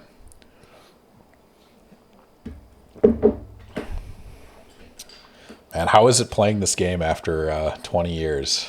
Does this bring you back? Is this nostalgia kick? Oh yeah, yeah, it's awesome. I don't know what else to say. I'm surprised how fast I picked it up. I sort of went into autopilot a little while ago, and I wasn't even thinking about it. I was talking about science. Make no mistake, this is written into our DNA. We spent enough time playing this. It's hard to forget. Uh, All right, predictions. How much time is left? All right, Steve, you might as well start. all right, here we go. All right, will Steve win this round? We have about a 50-50 split on believers versus non-believers. Have they all bet already? Yep, the bets are in. Okay. So the pressure's on again. Yeah. Oh, you were close last time. Was it? This one is just... Maybe I need to be more I don't know. I don't have a strategy for this. I'm just trying to defend now. Oh. I'm invested. I can't even bet on the match, and I'm still invested. I just... What's his weakness? I don't know his... Anyone in chat know how to beat Vega? Put it in now. He has 2 rounds to do it.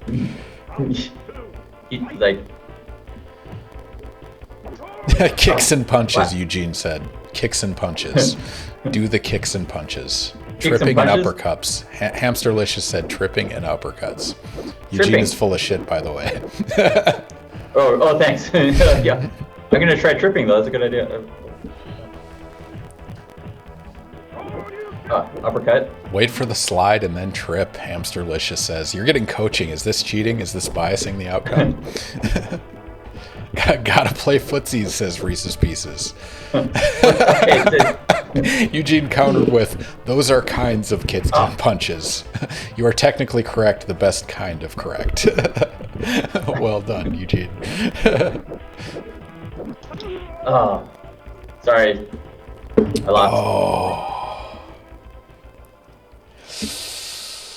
Choose an outcome. Will Steve win this round? The answer is no. Sorry, believers.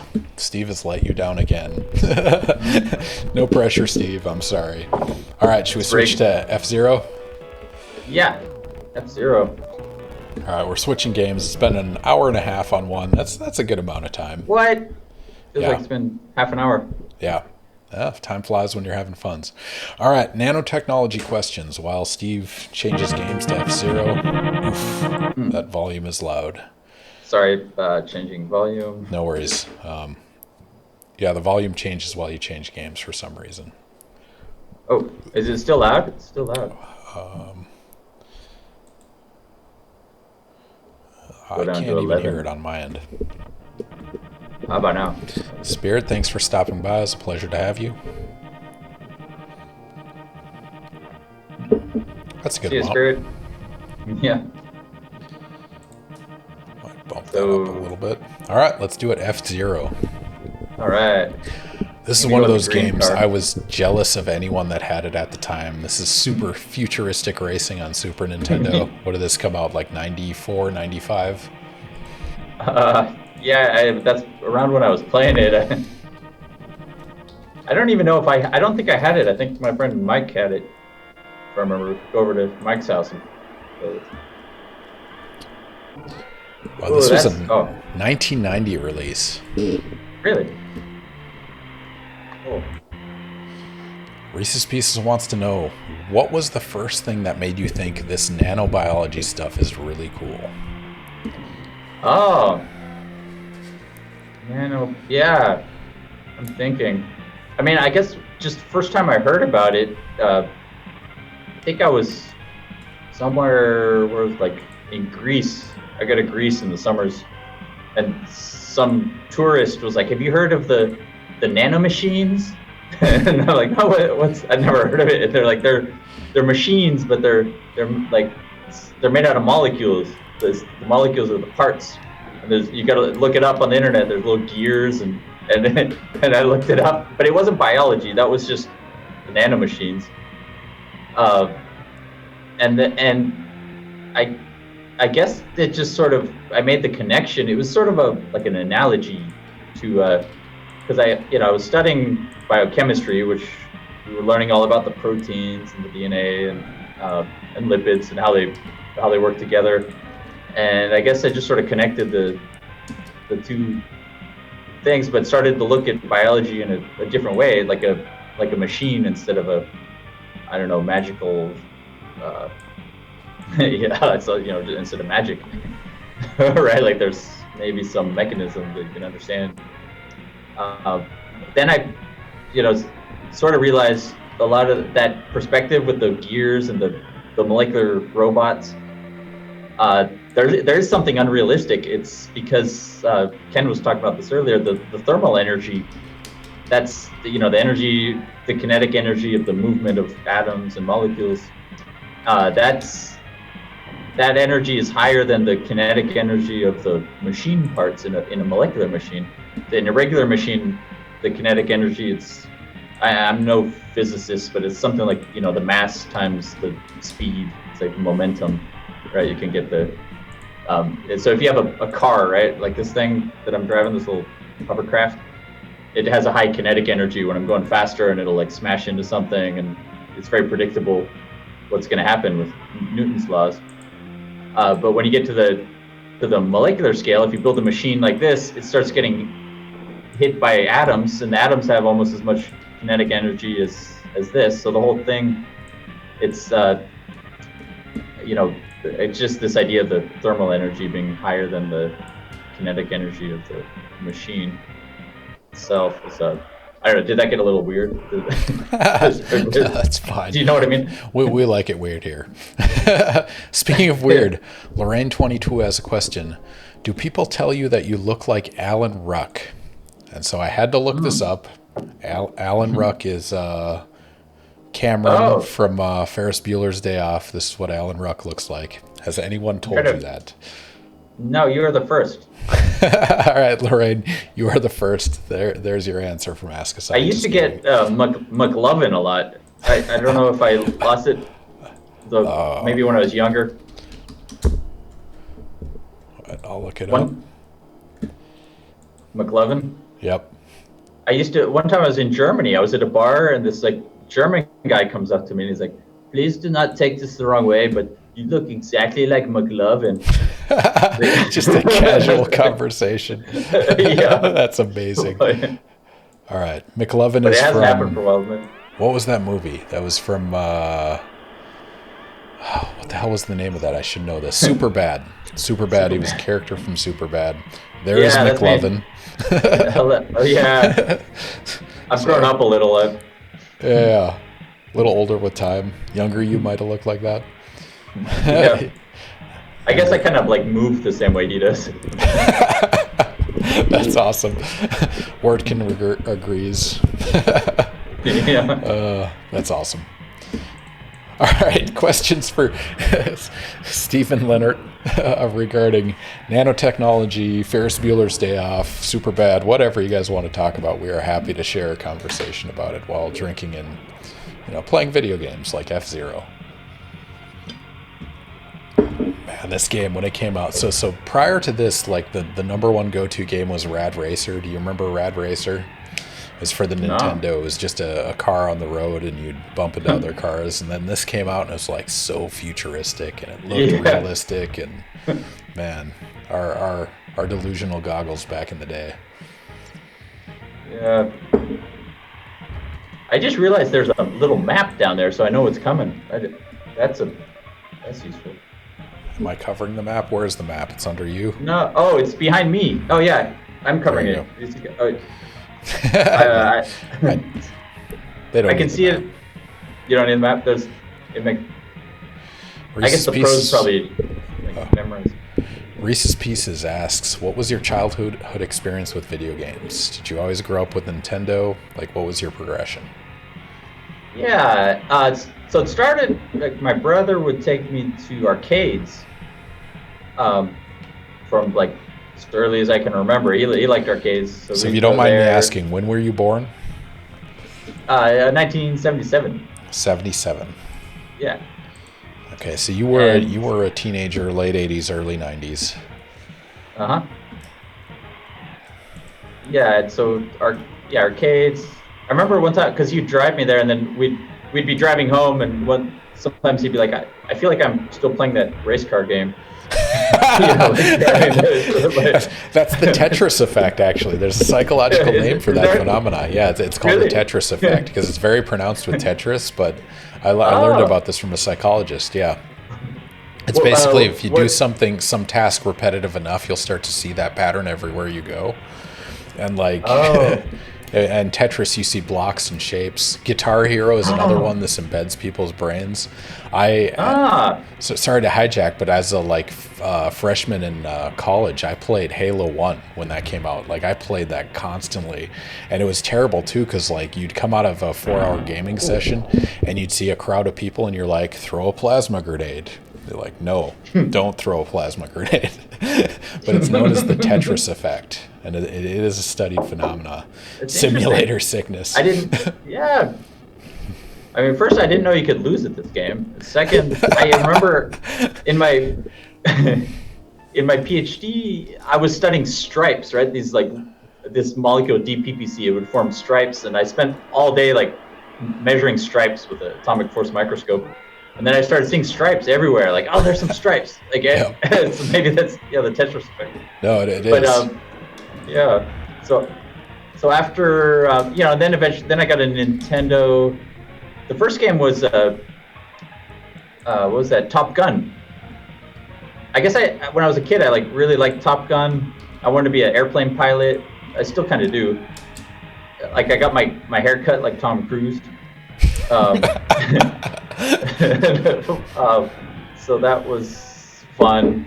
I tried to play Top Gun now, and it was like I didn't really like it as much as I did then. It is not a good game. Yeah. I'm sorry. I tried. I tried playing it, and it's just not great. I put a what link for the Tetris effect in chat if anyone wants to look it up. But it is a verified, studied phenomena. That's interesting. I remember I did also have like an old, was it Apple computer that had little like Frogger on it. Some poker, some sort of card game. I'd program it too, like in BASIC.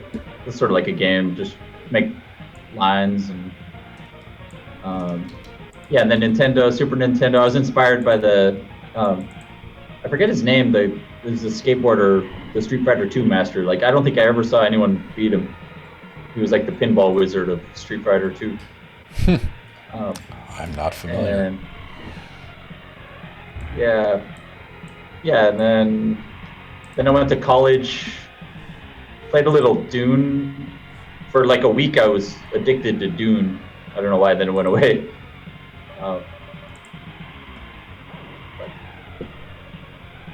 And now, what do you play now? Oh, now just chess and poker, pretty much. I don't know. I sort of decided I don't need graphics. I don't know. I also play little phone games now. I started getting into Virus Wars. It's like you're this little spaceship, but you're like microscopic and you're shooting virus particles. There's all different kinds of virus particles. That one's fun. there's like this mining game. I forget what it's called, Idle Miner. But I keep meaning to try, what was it, Minecraft? Someone told me that I might like it. They said it's strategic, but I don't know. And we were trying to organize like a symposium, and someone was saying, like, oh, there's this new technique. It's sort of like Zoom, but you can like walk around, and when you get close to someone, you can talk to them, and it's more realistic. It's more like a real conference. And I was saying, like, maybe we should have our conference on World of Warcraft. We could all get characters on there, and but I've never played it. I think it's been done actually on World of Warcraft. I think they have held conferences before. But yeah, they're like Second Life and various 3D. Do you play Pokemon? Oh yeah, I did. I sort of I forgot about that. I was really into that. That's sort of what got me out of the what's going on? Got me out of retirement, video game retirement, was Pokemon, because I liked the idea that it was connected to maps. It seemed like more realistic, that you could go. So it got me walking around and. Oh, Pokemon Go! You actually went around. Oh, and that one, yeah, Pokemon Go. That was huge. About 4 years ago? That was big. Yeah, and I did that. I still do it a little, not so much. But I was hoping it would go a little more realistic, but it went a little the other way, like less realistic. I don't know. By realistic, I mean maybe it would give me a Pokemon if I do my science work better or something. I don't know. A reward system. I thought about that for graduate students. Like I have graduate students in chat right now. One's my moderator, but like if you could set up a reward system for threshold events through graduate school, like write your first paper, come up with your first original idea, do your first measurement. Like I gotta believe students would chase reward points that are entirely imaginary. Yeah, that's how our brains work, I guess. Yeah, so, release that dopamine. Just inject it into my veins, right? Well, yeah, you might not want to use dopamine for a reward, but I mean, has anyone tried that? Just like just inject directly. No, or the point system. I don't know. There might be some ethical rules. All right, so it's 9:42. It's been a while since we did a science-based prediction. Let's pop one up right now. Alex, if you wouldn't mind clicking go on that guy. So the question is, what was Einstein's PhD thesis topic? Everyone knows him for E equals MC squared, but that wasn't until well after he got his PhD. Let's do a prediction. What was Einstein's PhD thesis topic? Was it determining the size of glucose, or measuring the speed of light, or calculating the speed of light? So Einstein did many things in the science community, but what did he do during his PhD, and what did he write his thesis on? So kind of a general science question, but still fun nonetheless. So throw your predictions in there. For those of you just joining us or using Twitch for the first time, click on that purple bar that says predictions and go ahead and bet your imaginary internet points. If you don't have a lot of points and you're not following, click the follow button. That'll give you 300 imaginary points to spend on betting on science questions. So something.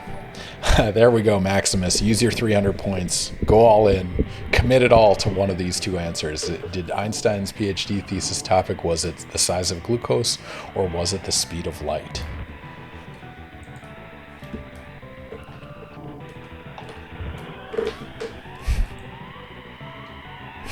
Dopamine applied directly to the forehead. Yes. You guys got any of that extra dopamine laying around?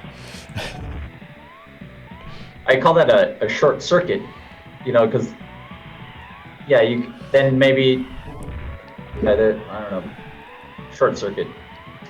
If you skip the normal way of getting the dopamine, there's those shortcuts, but it doesn't. Cool. Sorry, there are a bunch of questions and factoid requests we got to catch up on, but we're going to finish this prediction first. Einstein's PhD thesis, you guys are running out of time. Make your prediction right now. 10 seconds. Size of glucose or the speed of light? Which one is it?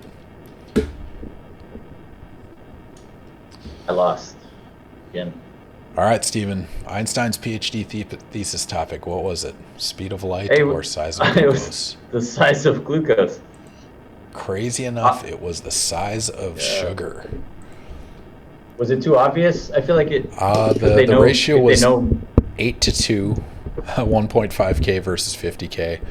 I forgot to mention we're Ask a Scientist honor code, so you can't Google search the answer. But congratulations to you that picked the size of glucose. So, Steve, do you have a backstory behind that? Who he worked for, why he was studying that? Anything? I wish. I was just sort of shocked. I looked it up for some reason, and it really wasn't about finding the size of glucose. He came up with it's called the, I guess, Einstein diffusion equation. I don't know who he was working for, how would that happen, but he came up with an equation based on Brownian motion, and how different particles that are different sizes would move differently. It's sort of related to that kinetic energy idea I was talking about with the molecular machines, and from that, his conclusion was based on data from you could figure out the size of a glucose molecule based on how it diffused in water, and by size it was what they called the hydrodynamic radius. Hydrodynamic radius, yeah. Which is close enough. Still used, yeah, and that equation is still used a lot today. It's it's the Einstein diffusion equation, as far as I understand. Yep, dynamic light scattering uses it all the time. Uh-huh. How is that obvious? Wortkin wants to know. You are right. It is a bit of a toss-up on that. Oh, no, I figured because the topic's nanotechnology. That's true, but that was why I thought it was. I framed it as a general science question. But I figure you could get pretty far on these, like if you just pick the question that's like based on the scientist. Maybe, I don't know. What do you think? You can game the system a little bit. Yeah. But I'm gonna diatribe about Einstein for a little bit, because just how profound this is. Like, most casual people know him from E equals MC squared, which is important, right? That's relativity, that's general and special relativity, talking about speed of light and gravity relationships. But Einstein in 1905, he released 2 papers that were absolutely pivotal to going beyond Newtonian physics. And so prior to the 1900s, everything was, Newtonian math. You throw a ball and it has a velocity, it has gravity, you do all those calculations and you can do the math. But there were gaps in that knowledge. And so the birth of quantum mechanics and modern astrophysics were in the early 1900s, and he was involved in both of them. And so the E equals MC squared is things moving, really fast and really heavy objects and how those affect physics.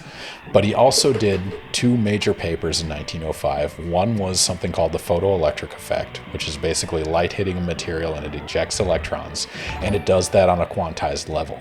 And so that was a foundation for quantum mechanics. Quantized levels, quanta, is literally the foundation of quantum mechanics. And he also had a paper describing Brownian motion, which was Steve was just talking about. And Brownian motion is essentially Brown was watching, I think it was pollen or something. Do you know the actual story? It was pollen or particles in water.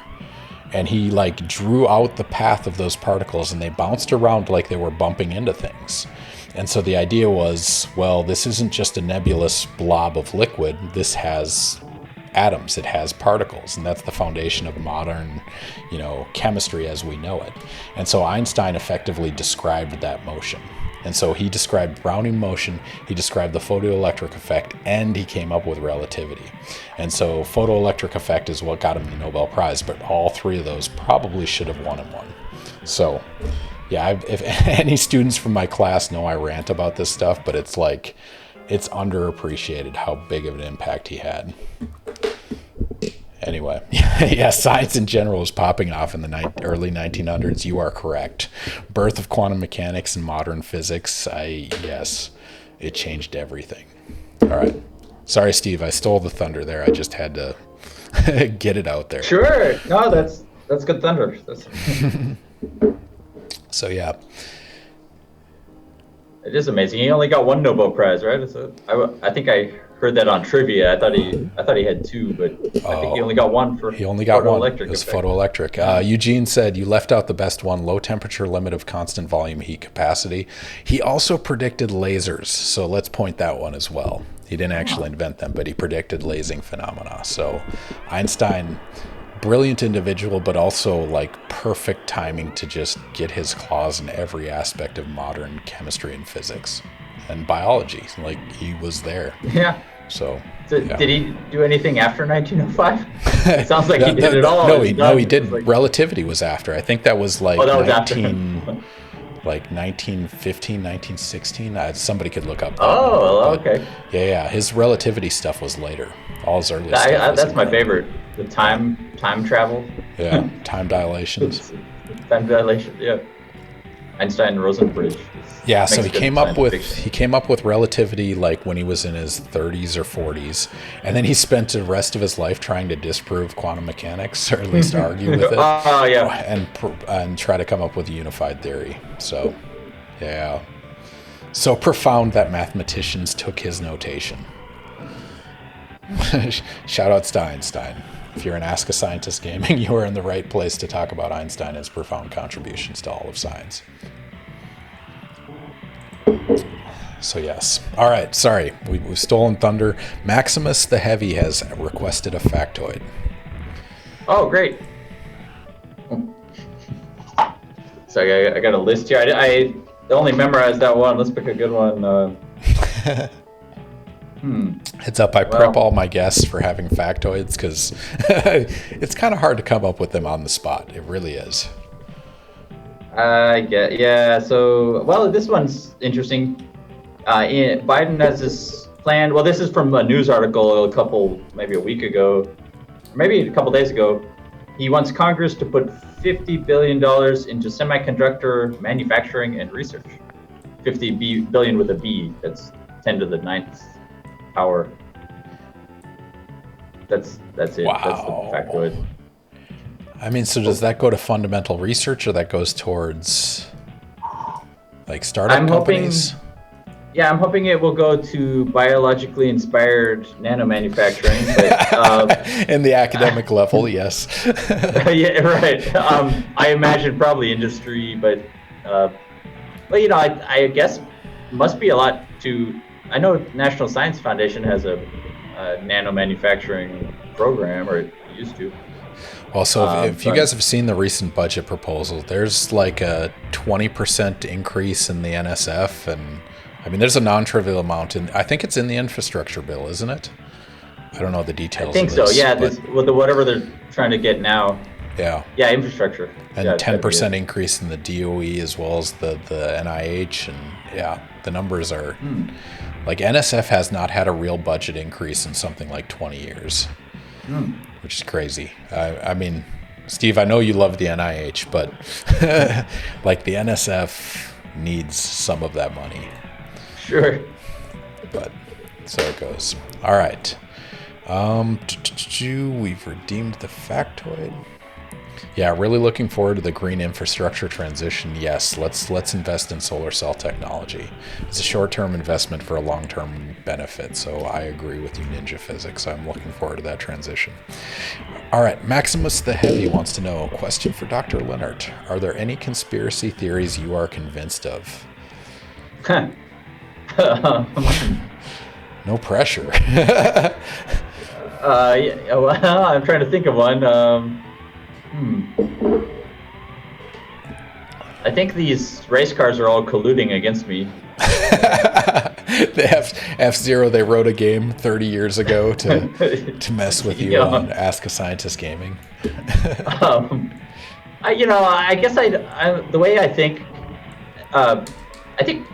poker sort of did this. It sort of changed my mind. Like science too. I'm never 100% sure of anything. I assign probabilities to everything. So it's I guess Einstein wouldn't like that, but that's just the way I think. So, and a lot of those, conspiracy theories, also something I can't really do anything about. So I don't really think about it that much.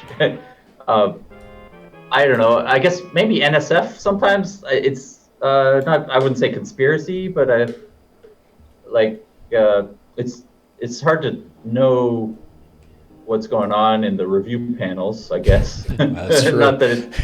I guess the idea is that people are people. We're social creatures, right? And so there's a lot of sort of social interactions that are kind of intangible. I can't think of any specific. Maybe could you? I don't know. So, I honestly don't really know any, like things like I don't know, like vaccines having trackers in them. That sounds ridiculous to me. I don't know. I'm trying to think of a conspiracy theory that's. So I guess I'm going to say no. What's mind-blowing to me about that particular conspiracy, like if somebody had the skill and technology to do something like that, like using vaccines as the mechanism is the least creative and financially profitable way to do that. Right. Like if you could do some kind of controlling technology like that or something that can track people, like you do a startup and sell some vision of that, you're going to be filthy rich. Like we can't do that level of control. It's just crazy. Mm-hmm. I don't know. Yeah, I can't think of any. Maybe give me some conspiracy theories that if I were to bet on them, and I've never. Some people are like, you want to bet on this? They'll be like, I'll bet, 1,000,000,000 to 1 odds, right? And I never really go that far. It's like also because I don't have a $1 billion, but so I wouldn't like say none, that they're impossible either. I just have them as a very low probability. Low probability event. Yeah. I guess we'd have to come up with specific conspiracy theories. I mean, so I guess I'll reframe that as a question I regularly ask. What is the Earth is flat / anti-vax equivalent of your field? Is it the nanobots controlling humans, or is it what is it? Well, it used to be nanobots, like self-replicating nanobots. There's a good story for this. It's there was like a documentary. It was with like British accents. I think it was the BBC, British Broadcasting System or whatever it's called. They started out with nanotechnology and like what it could do, and they said you could build nanorobots that could make copies of themselves, and then you could double it. They double and exponentially grow, and then you could make anything you want, right? But then there was this fear. It's like what if they got out of the lab and started eating the Earth? And they call this the gray goo scenario. This was Eric Drexler in the, I guess, 90s. Right when I first started hearing about nanotechnology, I heard about it that way. And so he started apparently affecting science policy and saying like people who work on nanotechnology need to be regulated so they don't build self-replicating nanorobots accidentally that eat the Earth. And so this documentary that I'm talking about, after it explains that, it starts talking, in between somewhere it had the molecular electronics field and all the good stuff about that. And the way it ends is it's like, it says, and then it goes back to molecular electronics. It says the guy fabricated the data, so we don't have to worry about the self-replicating nanorobots because of I saw my power going down, but it's either lose or where was I? The gray goo scenario. Gray goo scenario. Yeah, that's actually the best debunking of that myth was from my favorite one's from George Whiteside's chemist. He wrote a paper called "The Once and Future Nanomachine." It's got like an article in Scientific American, and it basically explains that that's what life is. It's already happened. The nanobots. We are the gray goo. We are the gray goo. Yeah. We're playing video games on Twitch. The gray goo has won. That's amazing. Exactly. It's a good point. It really is. Because the gray goo shares the same DNA, the same replication. Yeah. That's awesome. It also kind of inspired me to go into biology because that's what I want to. I want to maybe build some synthetic nanorobots. I don't want to destroy the Earth. I want to use them for good, but understanding biology seems like the way to do it because we already have nanorobots. I'm trying to think of that's pretty much the one that gets in science fiction movies. Some sort of self-replicating nanorobot. That's a good one, though. That's an awesome answer. All right.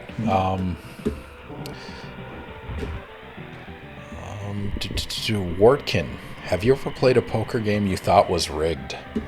Yeah. Oh, there's a conspiracy theory. Yeah. I never caught anyone. I remember I found I don't know. Sometimes I feel like I don't really. Yeah. No, I don't know. Trying to think of a specific example. Sometimes if I'm losing, I call it superstition, because it's really hard to tell. I think there's like a lot of ways that you could easily rig a poker game, but apparently it's hard to figure it out.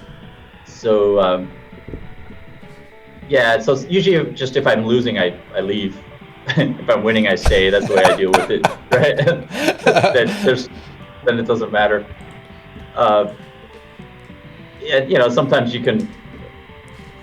Yeah, so no, never played one where I'm like, this is rigged, right? But yeah, sometimes I'm trying to think. I don't know. Wasn't there controversy? There was early internet poker gambling where it's like it gave you the option to play with like free funds at the start and it made your winning percentage higher, and then when you started investing actual money, it dropped down. Like it was the Wild West of the internet prior to regulation and whatnot. There were people like from what I heard, they proved that there were people who cheating. I mean, they could see the cards, like they found some hole in the program, or the programmer who, could. There were ways back then, and it could be now online, but I don't know. I only really play with people who don't seem like they're doing that, I guess. But yeah, that's a good question. So I'd say no, never. Some people are like that. You'll be playing and they're like convinced that it's rigged, right? And just because of statistics, like they think there's no way I could be that lucky. But I've never seen any proof or even statistically significant evidence. I mean, that's one of the hard things, right? Because 1 in a trillion, if it happens, it's still possible, right? And it could happen the second time you do it or the 100th time you do it. I'm doing some test analysis, like testing theory, and trying to probe whether you can statistically find cheating.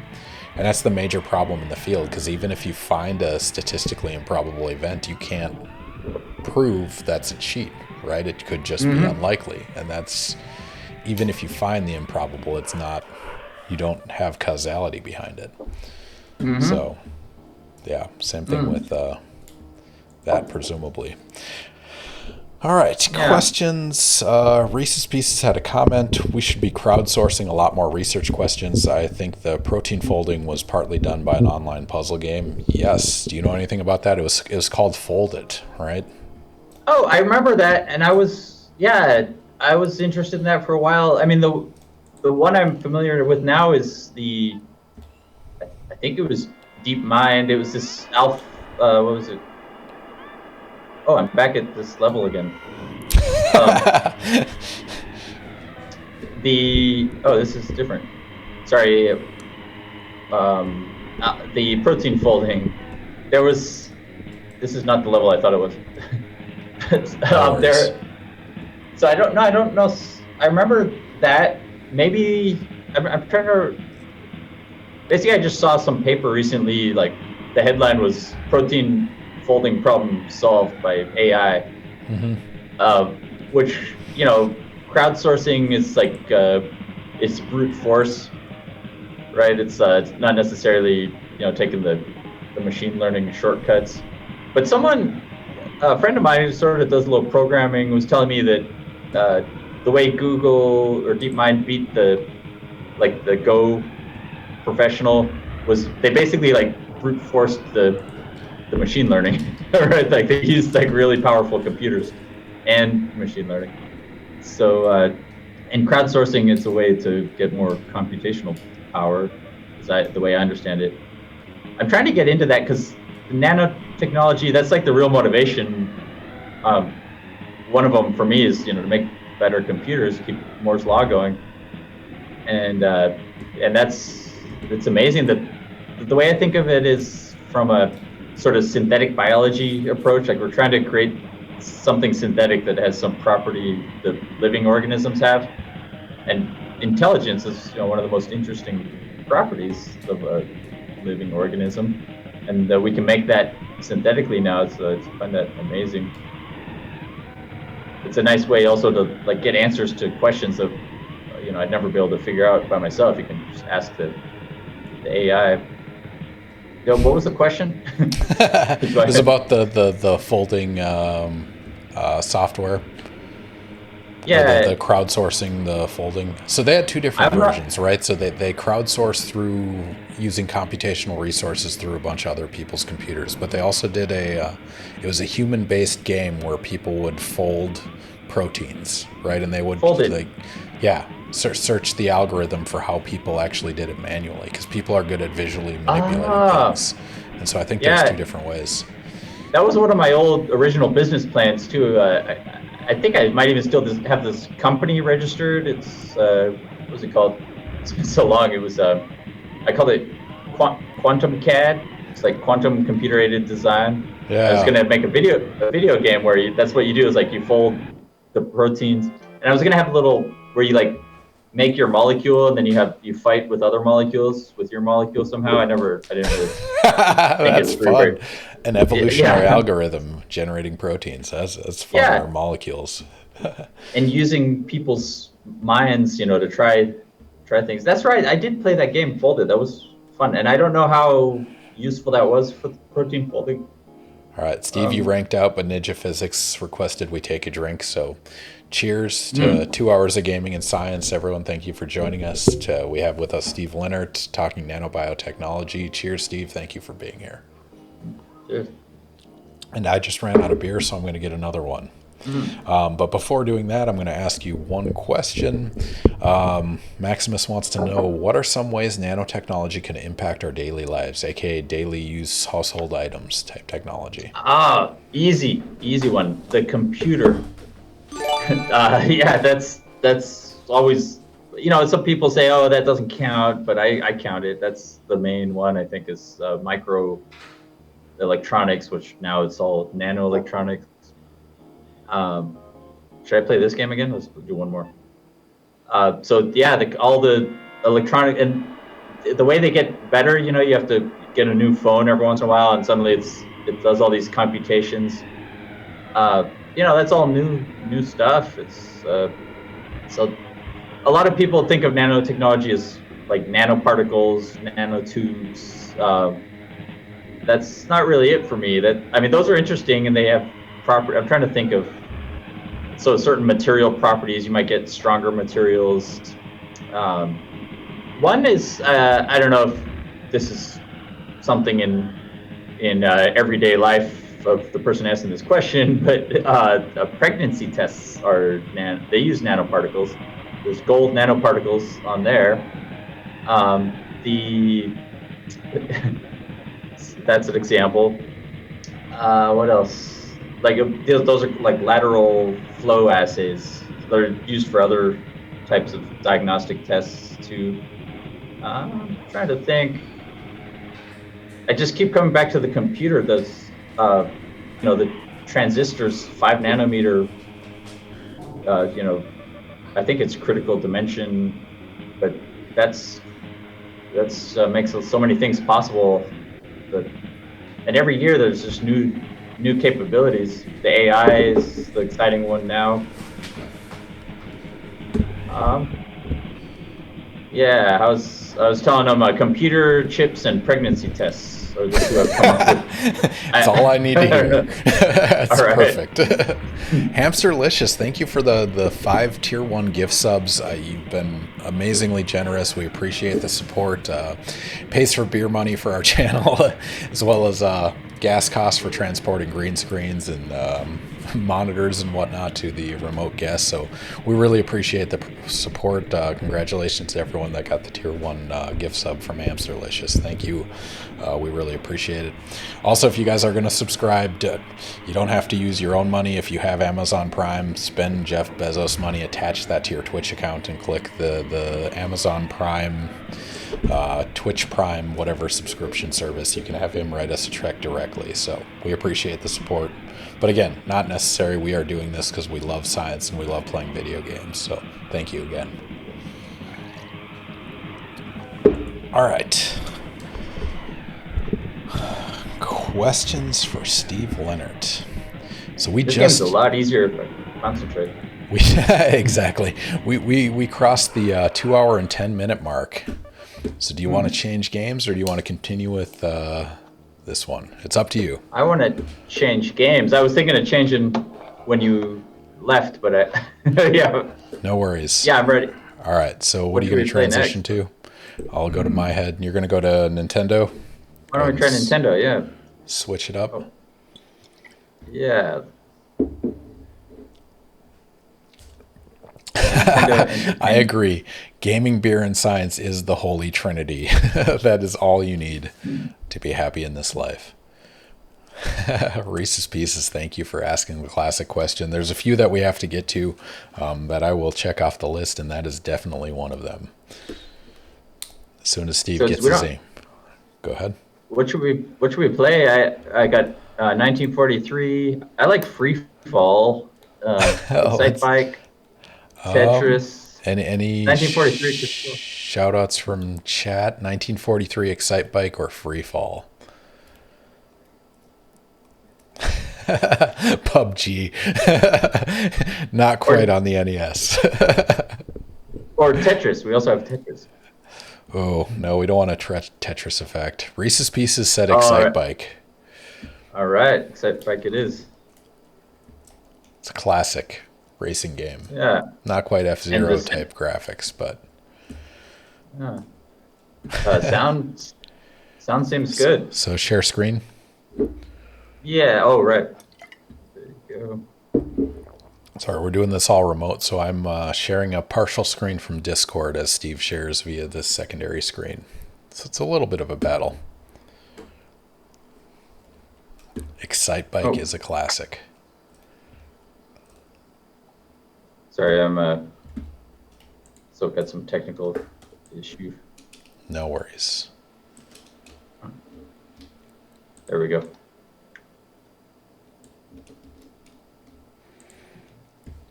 All right, Excite Bike. All right, I'm excited. Whoop, there we go. So I can't hear it. Do you hear sound at all? No, I did, and now it stopped. All right, stream paused. What's that? PUBG. I'm waiting to have a scientist that's going to play like Fortnite or request a game like that.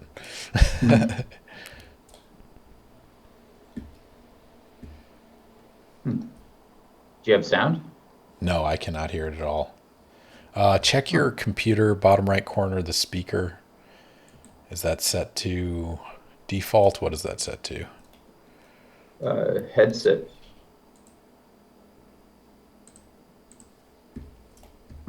It was weird because it was working, and then I did something, and it stopped working. Oh, when I shared the screen, it stopped working. I don't know how to troubleshoot that. Oh, that's probably not what the viewers came to see. While troubleshooting, you can think about this question. If money and ethics were not a restriction... There we go. We got some volume. That was the trick. You had to ask that question. Perfect. All right. If money and ethics were not a restriction, what type of research/experiment would you pursue? Like, think big. Like, you are unlimited. We're talking Manhattan Project money, like no restrictions on ethics or morals, like experiment on humans, whatever you want to do. I'm trying to fix the sound now. I would probably fix the sound. first. That's your unlimited budget. That's We my can hear it. top priority. Well, it was working and then it stopped and now it's not working again. It was too loud, and so I lowered it a little. Try it again. Oh yeah, I hear it. We got sound. We're So, good. all right. Besides that, once the sound's fixed, overheating. Right. Good question. I'm thinking, most of my research, it's like medical, right? So precision medicine. But I think I'm really doing that for the money. I mean, I want to save lives. That's nice, but I think what I'd really do is, create a real synthetic cell from scratch. I think that's what I would do. So you'd bring and you could team of people together to do that? Like, what would you spend the money on? Blank check. What would you do? A bottom up. Definitely a team. So the way they do that now, but they call it a synthetic cell. And there's news articles and papers all the time. Craig Venter's famous for it. But what they're doing is they're taking the DNA sequence from living cells and putting it with the lipids from an existing cell, and they're making the DNA synthetically. But then they're changing the sequence, but it's still all. I would say, like, if you're going to write a book, and you like copy and paste most of the book from like someone else's book, that's plagiarism. It's not the same as like writing your own book. Right.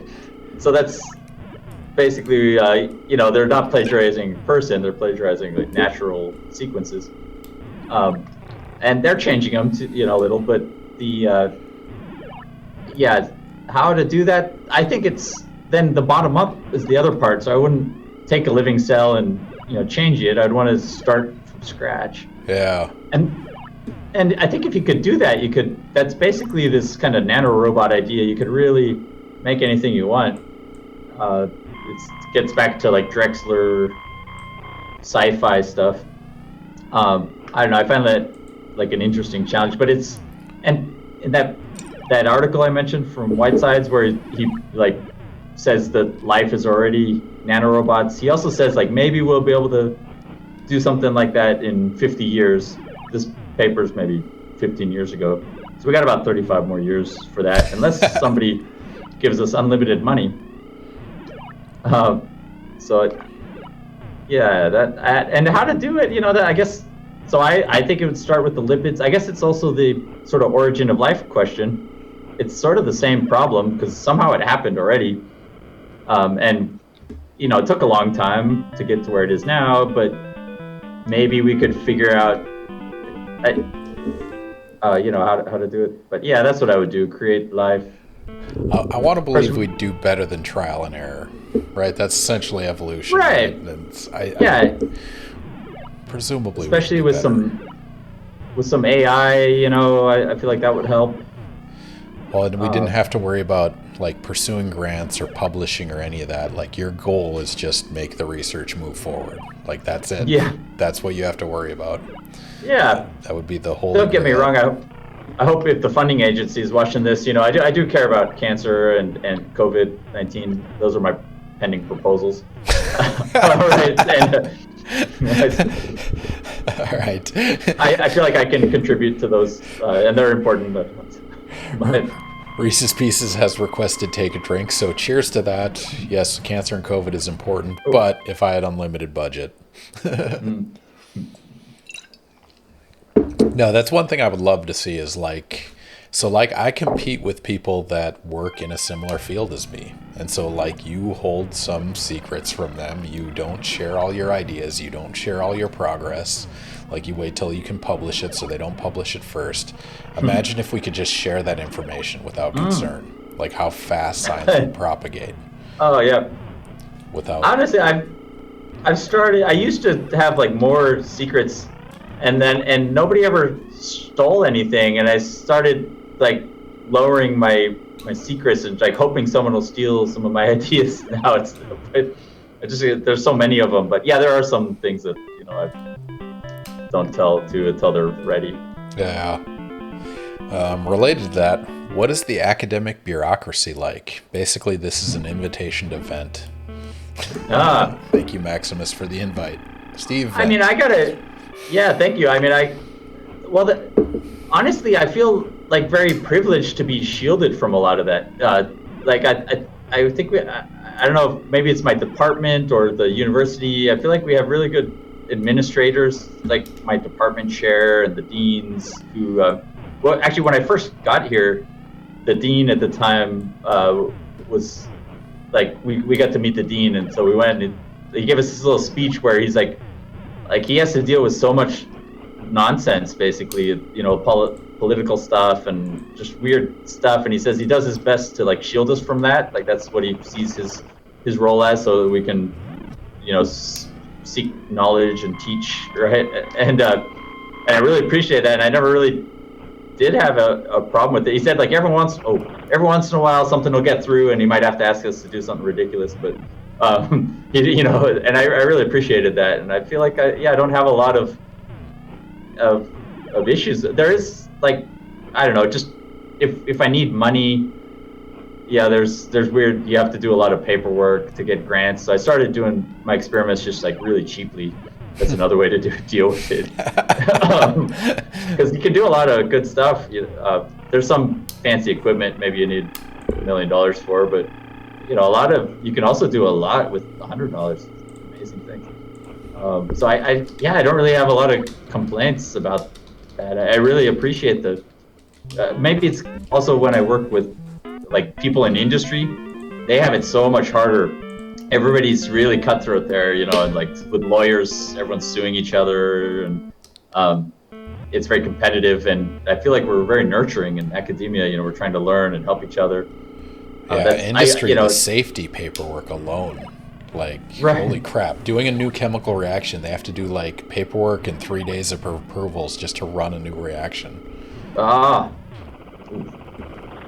Safety is important, of course. That's. But, Eugene has a good point. They make way more money. Yeah, that's true. Have you had a student graduate and make more money than you off the bat? I have. Well, I don't actually ask them how much they make, but I just assume they must. I ask them. I ask them every single time, just because I'm curious. Yeah. Academia is not the place to make money unless you get a patent of some kind. But we're not doing it for the money. We're doing it for the love. That's also not sufficient. I have a lot of patents, and none of them are making any money. That's true. If you're going to hit it big in academia, you have to have a patent, and the patent has to hit big. Yeah. But and it's hard to predict. That's what people say, like what's going to hit. But yeah, you never know. Yeah. But you hope for the best. All right, so I have a couple of my standard questions, but before we do that, we're going to throw up a prediction, another science-related prediction, unrelated to anything we've talked about so far. Alex, do you have it ready? If yes, we're going to have a question about the top 10 selling drugs. All right, the prediction is up. And so the question is, there are drugs that sell really, really well, and a lot of people take these drugs. But the question here is, what is the likelihood of success for a top 10 selling drug? As in, is it going to help more than 1 in 10 people or less than 1 in 10 people? Keep in mind, these are the best drugs that are commercially available. They are effective in some cases, but they are not 100% effective. What percent effectiveness are they? Is it less than 10% or more than 10% effective? Keep in mind, these are the top 10, not all commercially available drugs, just the top 10 best high-selling ones. So go ahead and throw your predictions in now. Submission closing in 1 minute and 15 seconds. So we didn't talk about this. Presumably the drug delivery mechanism matters as well. Very important, yeah. So, and I didn't think it was, I'm still realizing how important it is.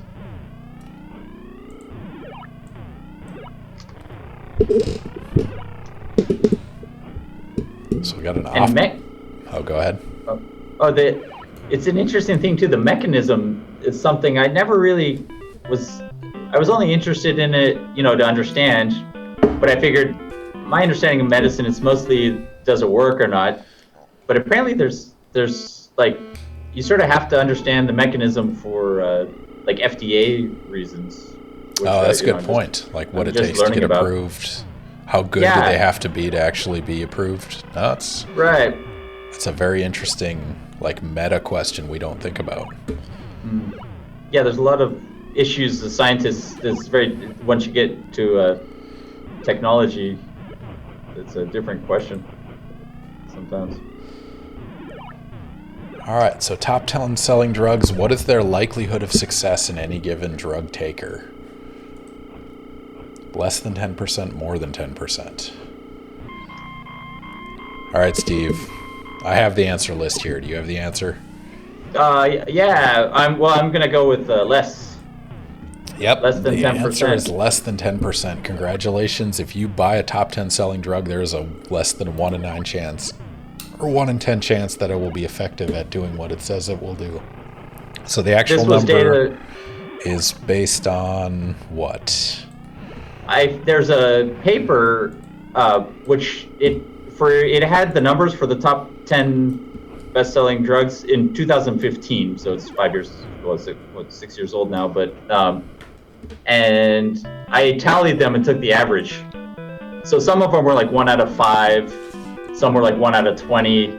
This was like how many people the drug works on out of that. And I averaged them, so I tallied it together. I could send you the reference. It was an interesting paper, but the point is that it has to do with this precision medicine idea. The way our system's set up is it's very statistical.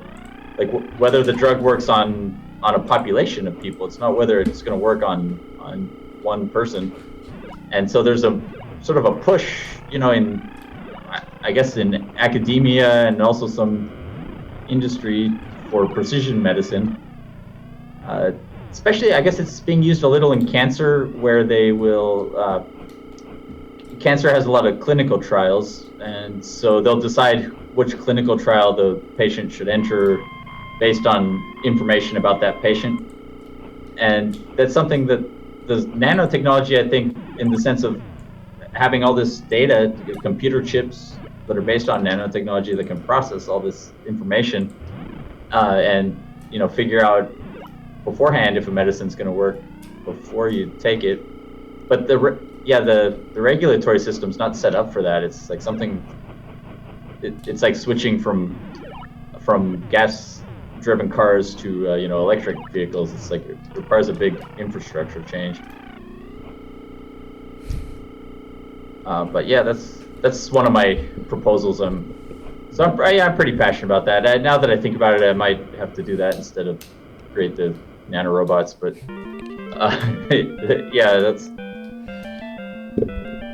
All right, so to follow up with an exact number that Steve calculated, the odds are 1 in 12 that a top 10 selling drug will cure you.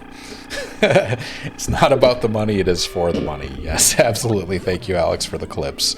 All right, I guess Wortkin has a follow-up, Hamsterlicious, I'll get to yours in a little bit. Have any of your findings made it to industry, or patents, or whatever? No, sadly no. Well, I mean, some students started a startup company. They didn't actually make a product, but I think the company's still there, trying to get off the ground. They just never got off the ground. But no, not that I'm aware of. I mean, some of my ideas might be used, but no, none of my patents are licensed. So you can license them. They're FSU owns most of them. Pay Steven for his patents. So I get a patent check every year, actually. Oh. It's from my graduate work. Yeah. It's from organic light emitting diode technology with Mark Thompson. And so here's the crazy part. I get a check every year. If you have an OLED screen, like a Samsung phone or an OLED TV or whatever it is, chances are you have some component of a Mark Thompson patent in there. In fact, when I was a grad student, he came into my office and he's like, you see this cell phone? I mean, this was 10 years ago, right? See this cell phone? That red color, that's our red color. And so he owns a lot of OLED related technology. And I don't have any useful patents, but when a company buys patents from a particular provider, they will buy them in bundles. And so the reason they do that is if they buy one patent, you could potentially legally argue against that patent with other related patents.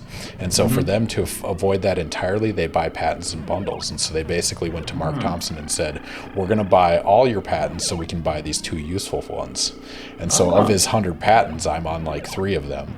And 2 of those 100 are useful that are not mine, but I still get a portion of that proceeds because my patents were bought. And so it's a tiny check and my patents are still useless, but I get some money from it. So good deal. Yeah, it's a fun, I don't know, applied patent technology insight, I guess. Yeah. I have one patent that it was, it's mine. I paid for it all myself. So most of them the university owns, but this one they didn't want it. They said it wasn't related to my work. It's a music patent. So that's awesome. So they said I could file it if I want myself, and so I did, and it got granted. It's a device to control the tempo of music using a physiological rhythm, such as a heartbeat or a brainwave. So this is my hobby. I'm like trying to build this prototype music. It could have some useful applications, but you know, everyone I know in industry is like, it says you don't. You know, it's fine for a hobby, but you don't want to like gamble your whole life on starting a startup, and it's just the odds of success are so low, and it's such a big commitment that it's but if you can get an investor but it's an interesting thing. But a lot of my students, they go to industry and they get good jobs, and so I guess that's good. Oh, that is one thing to note about industry is depending on the company you work for, you may sell your patent, right? Like you won't even own it. They'll own it because it was done on their time. Like you have to read the fine print on that. Like they'll give you $500 for $1 million patent kind of thing. Oh, yeah. So I think up on that. Most companies, that's another reason the universities, it's good and it's mixed because they, at university, we get like a huge share. I think it's like 40% at FSU. And that's good, but then the university is not really motivated to invest in it because they don't get very much out of it, right? So it's, at least the industry, they want to make money, but they own it, so you don't get. The ones I know, most of them, you don't really get anything. Even if some places I know if you have an idea like at home, on vacation, they own it, like whatever it is. Yeah, if it's anything mildly related, they own the rights to it. Yeah, It's a messy game. All right, a couple questions, unrelated. Hamsterlicious wants to know, do you do any computational modeling? I don't, but my wife does. And so, and we're doing some together. It's not published yet, but she's doing molecular dynamics simulations. That's pretty much it right now. I'm trying to think of something else, but I'm excited about that one. Is it NAMD? I'm not familiar with that acronym. Something NA molecular dynamics. Oh, I don't know. MD is, I know molecular dynamics. Is there? I honestly don't know. So for those of you that are not familiar, you can do some computational modeling of molecules and materials. One way to do it is ab initio, like quantum mechanics from like electron clouds. Another way is molecular dynamics, which basically says it treats it much more like Newtonian physics, like molecules colliding and things like that. And they have shape and they have size and they can only get so close together. That's what molecular dynamics is. And so NA apparently is some particular flavor of that type of calculation. Yeah, I think she might be on here. Maybe she could say what that is. Yeah, we'll check if she chimes in on chat. NAMD. But yeah, MD. I have Wei Yang doing molecular dynamics on some of our interfaces, which is kind of fun. Oh yeah. He applies protein so do we. modeling to it. Yeah. Oh, yeah. He's awesome. He knows the thermodynamics like so deeply. And he knows the quantum too, which is amazing. Oh, yeah. Sometimes I just go there for like lessons.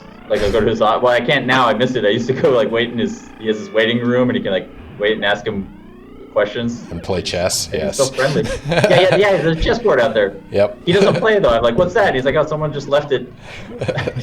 It looks classy. Oh, that's all that matters. Yeah. You wanna? We didn't play chess. Anyone want to play chess? We have 26 minutes left. So probably not. Might not make it. It's okay. Your wife just chimed in. She doesn't know what NAMD is, but I assume it's similar to MD. It's just some iteration. Hamsterlicious doesn't know what the NA stands for either. I'm sure it's some particular like functional or modeling system or something like that. All right, Steve, I'm going to squeeze in a few quick questions. These are for me. I'm just compiling these answers because I care about them a lot. Hamsterlicious, if you have a link, chat it to me or a Rob. We filter out links just because of spam purposes. All right, Steve. So what movie or TV show gets your discipline wrong? What gets it right? Trying to think of... So one I saw...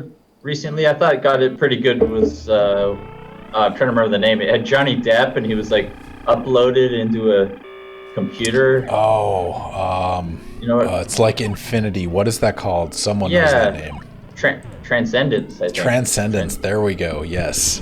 I thought that got it pretty good. I mean, it was fiction. You know, it was like the AI took over, and it was, you know, it's not that realistic.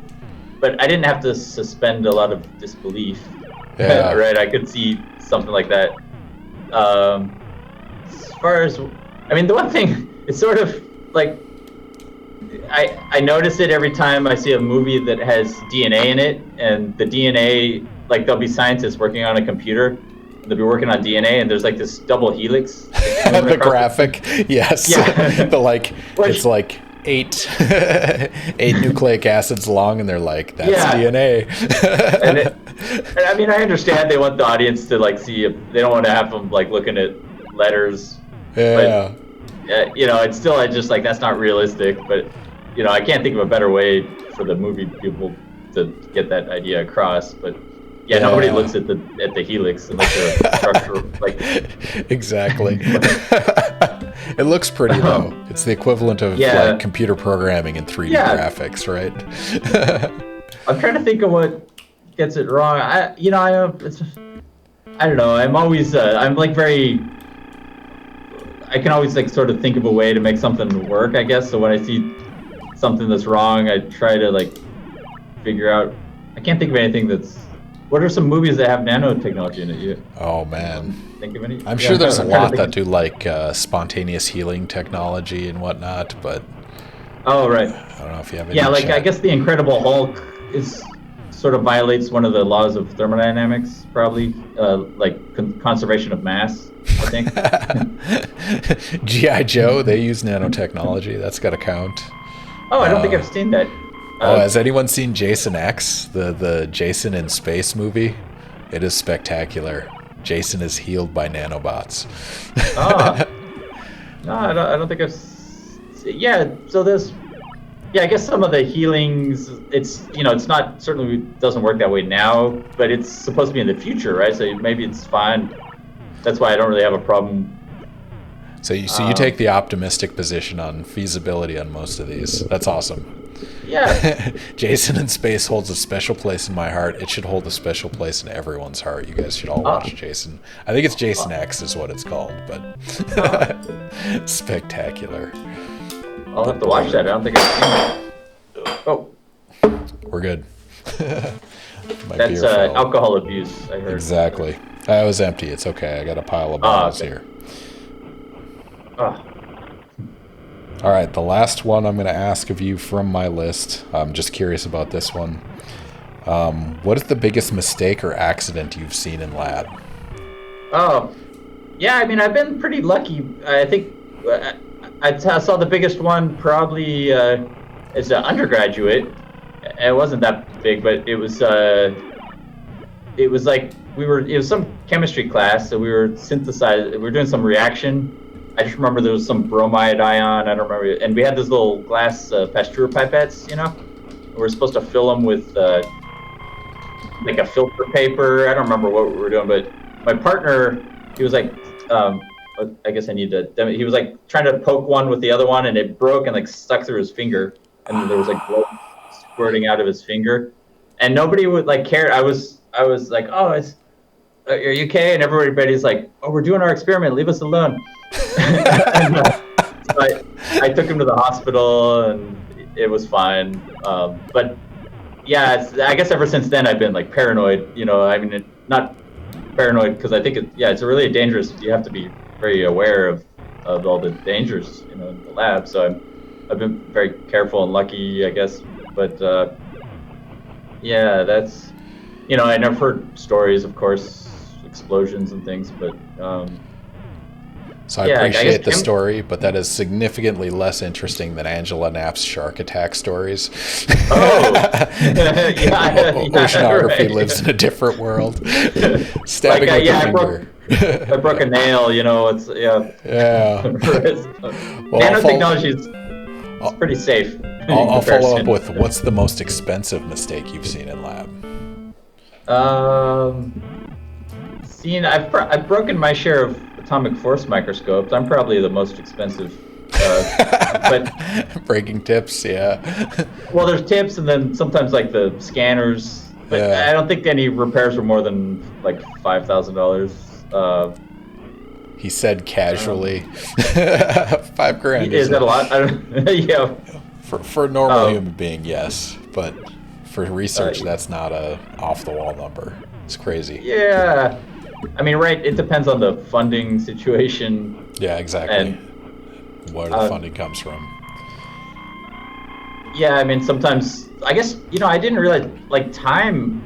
That's like the most expensive research thing is paying Personnel, people's salaries, right, and overhead, because a lot of people think, oh, I don't get paid that much, but then the university has to pay all these administrators and electric bills, and they have to build buildings, and that's all the expensive stuff. It adds up quickly, that's for sure. Right. But at least we're not in a national lab with 200% overhead. Yeah.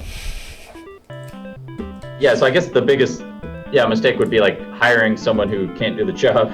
Yeah, exactly. That's a costly mistake. All right, it's 10:41. Let's do our last science prediction of the night. Alex, if you wouldn't mind popping it up. Unrelated to the discussion at hand, but we have one more question we'd like to throw up there. The question is, how much does hair length change in 1 second?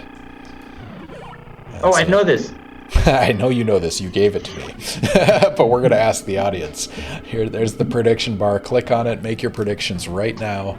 Hair length, how much does it change in 1 second? Less than 0.1 nanometers or greater than 0.1 nanometers? And so nanometer is, again, it's 10 to the minus 9th meters. And so, yeah, take a meter and divide it by 10 to the 9th, and that's what you get in nanometers. The question is, does it grow more than 0.1 nanometer or less than 0.1 nanometer? This is a little bit of an unfair question in the sense that who's going to do this math or recognize the answer, but I'm curious what the bet is. We might want to say this is like the average human head hair, because different kinds of hair apparently grows at different rates. That's true. We'll say average human head hair. We apologize. You can challenge our question later. Yeah. All right, 1 minute to guess. Is it greater than 0.1 nanometers or less than 0.1 nanometers? So again, that's 10 to the minus 9th meters. Well, 10 to the minus 10th meters in this case. So place your bets now. That's our last prediction for the night. I think it's a good one to close on. All right, 40 seconds to throw your guess out there. Spend your imaginary internet points. Maybe you'll get lucky in an answer. Wow. Right now it's a 30 to 1 payoff on less than 0.1 nanometers. Ooh. The betting statistics on Twitch are fun. I like how they do this balancing strategy. It's not the number of people that bet, it's the amount that people bet. Oh, I didn't know you could change the amount. Yeah, so you can bet any amount of imaginary internet points you want. As little as 10, but as much as to what you have. Can you bet one side and then when the line moves, like bet the other side? Nope, it only lets you bet one way. So they have thought of you gaming the system. All right. Yeah. So how much does hair length change in 1 second? So snap of a finger is 1 second. How much does it change? The answer is greater than 0.1 nanometers. So yes. That was tricky because you'd think it would be like really small. We want to surprise them. No, in this case, it was a 6 to 1. People favored greater than 0.1 nanometers. 97%. Oh. Bet that way. So congratulations on the win. Hamsterlicious, thank you for the cheer, the 100 bits. I think you're the first to bet or share bits on the channel. So congratulations on being the first. Again, thank you for all your support. We really appreciate it. All right, Stephen, we're at 10:45. The question is, should we transition to NARC? Yeah, of course. Yes. So those of you not familiar, NARC is a game that I played that's absolutely terrible. I forced Aaron Vanucci to play it. Steven has kindly agreed to play NARC for the last 15 minutes. So drag and drop NARC on the screen. NARC is an unfortunate byproduct of the war on drugs. Steve, welcome to the journey that is NARC. You have infinite lives, so just feel free to play casually. Make sure the volume's okay. I just changed the volume. Just want to note the license plate on that car said, just say no to drugs. Oh. All right, so you have 2-bit different buttons. I can't remember what does what, but B, if you hold it down, squats, and if you tap it, it jumps. And then A, if you hold it down, it shoots rapid fire, and if you tap it, it's a rocket. There you go. You just blew up. Do I have infinite rockets? Play ET. Wordkin, no one will ever play ET on this channel, and I will personally make sure that never happens. ET for the Atari is one of the worst games of all time. Oh. That's the one with the bike? Like, I feel like I might have played it. It's much worse than that. The gameplay, I recommend watching a video of it. They basically tried to design an Atari game in 2 weeks, and the game looks like it was designed in 2 weeks. It's absolutely terrible. No, the Pit is even better than, or the Pit in ET, because there's Pit and there's Pitfall. Those are okay games, but the Pit in ET is just insane. Yeah, Pitfall, I think I remember. Yeah, that's a classic Atari game. Are these guys I'm shooting in robes? Or no, they're in trench coats. They're drug dealers. Oh, trench coats. They're drug dealers. Okay. Yep. Yeah, this game is all about the war on drugs. All right, Reese's Pieces, we're going to finally get to your question. Steve, if tomorrow you had to completely change your research interest, what would you switch to? Probably AI. Well, it's not a complete change. Is that a complete change? Does that count? I mean, yeah, I think so. That's computer science. That's like my hobby at the moment. I'm programming in Python. Partially to make my music invention, but also like to organize my notes, and there's all kinds of amazing things you can do with Python. What was it? There's some. Oh, I just learned databases. I was making my own databases before, like in text files, and now I realized there's like a function in Python to make a like SQL style database. So I'm going to give you a hint, Steve. Go through that door that has the arrow above it. That's okay. Yeah. Killing these guys doesn't do anything for you, but drop. I thought the goal was to kill as many drug dealers as I could. You can arrest them if you stand over them, but it's useless. Just keep going. Okay, I can arrest them? Yeah, stand over one of them without shooting. Just stand on them. Busted. Oh, that's way better. It's worth points. It was safe. Oh yeah, absolutely, Reese's Pieces. This is a metaphor for the folly of the war on drugs. It has spent a lot of money on arresting people and imprisoning them, but done nothing to reduce the amount of drug use in the United States. So yes, Can't I arrest agree. the dog, I guess. Nope, you can't arrest the dog. This is a horribly awesome game that I'm going to force a tradition on Ask a Scientist gaming guests, especially in person. All right, anyone just joining us, our last 10 minutes, we have Steve Lenhert, who's an expert in nanobiotechnology, is happy to answer any questions you may have about nanobots, nanomachinery, nanotechnology, the game Narc, which he's playing right now. Level 1, congratulations. What about the pile of ET in the pit? So there was a rumor that when ET was released for the Atari, it was a huge bomb and it almost killed the video game industry. Supposedly Atari took all those ET cartridges and dumped them in a pit. And there's a landfill somewhere that's containing a whole bunch of ET cartridges. I heard that's like... It's like valuable. It would be valuable if you found it. Is that true? Like people are searching for it? I have no idea. I mean, how valuable is a terrible, terrible game that no one wants to play? I think it's romanticized way more than it probably is worth, but who knows? I think I saw like a movie about it or something. Yeah, the Angry Video Game Nerd made a movie about it that was a fictional movie. And there was also a documentary about revealing the ET pit. I know way too much about this game. It's kind of sad. Like Pirate's Treasure, except not valuable. Exactly. I like it.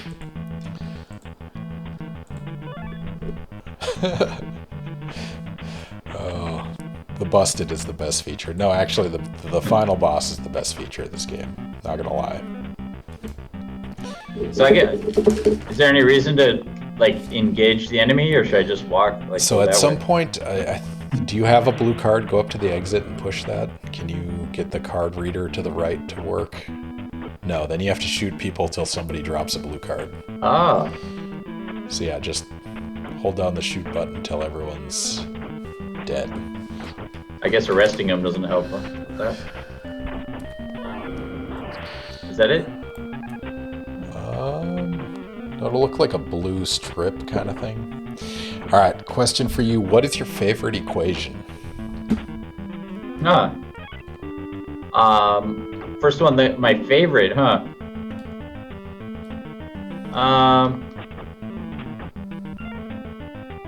mean, my first thought is like pressure times volume equals... PV equals nRT? nRT, yeah. Yeah. That's kind of cool how that works.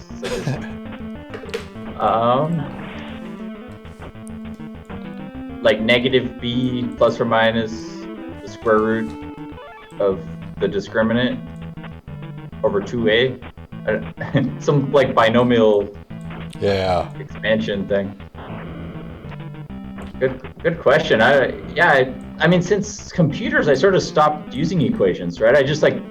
The computer does all that now, and I wish I did more writing them out manually. I mean, I think, no.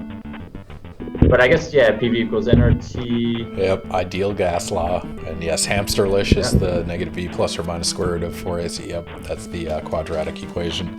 Sometimes... I mean, I just remember it, like, from high school. I don't think I've used it since high school test. So you just listed the two equations you remember. I guess, yeah. Did I sound smart? Smart enough. Maybe try the keypad. See if you got the key and we don't know it. Yeah. Oh, there we go. I don't know. Sometimes we pick it up. I mean, awesome. I don't know if it's a formula, but I'm fascinated by the like Fibonacci sequence. That's something. It's in its relation to the golden ratio, the phi. It's this weird geometric. Like if you take the Fibonacci sequence all the way to the end, to infinity, and take like the last number divided by the one right before it, you get this number like 1.618 something. It's phi, and it's the golden ratio. And what that is if you if you draw a rectangle that has that, the width is that much longer than the length, or the length that much longer than the width, and then if you cut a square out of that, then the rectangle that's left over has that same ratio. And that's, you can make the spiral out of that. So I don't know, that's not really a formula. Like, there's probably a formula for that, but that's something and it happens in nature. It has something to do with stability of like, I don't know, it's, yeah, there's something about that fascinates me, but I don't know what it is exactly.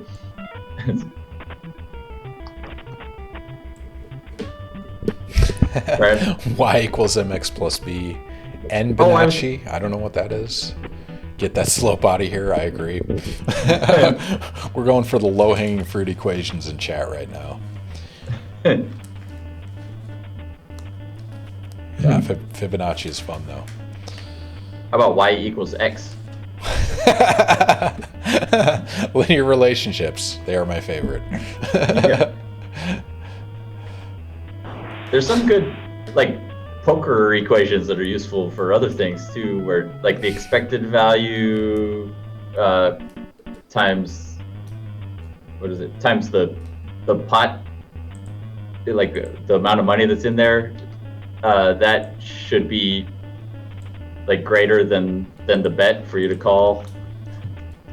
There's probably a way to write it. I know how to calculate it. I don't really think about it in equation terms, but is this thing good or bad? Okay, it's that bad. is a mine.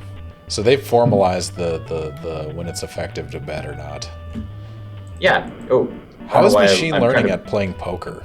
Like they've beaten Go, they've beaten chess. They beat poker too. I put that on. It was hit the CEO of DeepMind. Like when he beat Go, I tweeted on his thing. I was like, when are you gonna beat poker? How do I get over this? B, yep. Oh, I got it. But they didn't do it, but this other program, it's a weird problem because poker seems simple compared to, it's like you only have 3 options, you can bet, fold, or raise, but it's more mathematically, like, more complicated. It's strangely enough. It's part of it's because it's a multiplayer game. So you can solve it heads up, apparently, but theoretically, apparently there's no solution for like multiple people. But the AI got better, so it beat the pros like a few years ago. I think it was 4 or 5 years ago. Some university program. It was, the problem with that, if you talk to professional poker players, the program was like thinking forever. And so, like, people get impatient. It was thinking it waits about. Yeah, like every decision, it would wait like 8 minutes or something. I don't remember how, I might exaggerate, but so people aren't used to that. They're used to quick decisions. I just want to point out, Steve just blew up 3 dogs. Thank you. Well done, sir. Yeah, with a rocket launcher or something. Might be overkill. Drug dealers really use dogs? Yes, they do. Really? Go back to the car. Oh, can you go back? Yes. So double jump into it. Jump. I thought it was just decoration. So tap B. And Hamsterlicious, you are correct. This game is good, and the car's gone. No waiting. I don't have infinite cars. Oh, that's a safety violation right there. I didn't know that. I'm sorry. Ignorance is not an excuse for the law. Oh no, that's why we play this game. It has to be a cold run that you've never played before.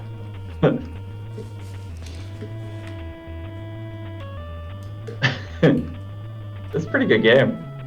No, it's not. Don't pretend it is. It is a failure of the war on drugs. It's like a guy walking with a gun. Yeah. 2 guns. It's a precursor to GFA? GFA or GTA? Is that Grand Theft Auto? I don't know what GFA is. Grand Theft 4 Auto. guns, yes. So if you don't have the car, it turns out this part is very slow. Yeah, GTA. Oh, that's why. I didn't know you could crash. Oh yeah, unless you have this map memorized, you are never going to be able to drive the car through this because the mines blow you up and the walls blow you up as well. Oh. Oh, you got to hold it to. Why do these guys have blue too? Are they? No, they're bad.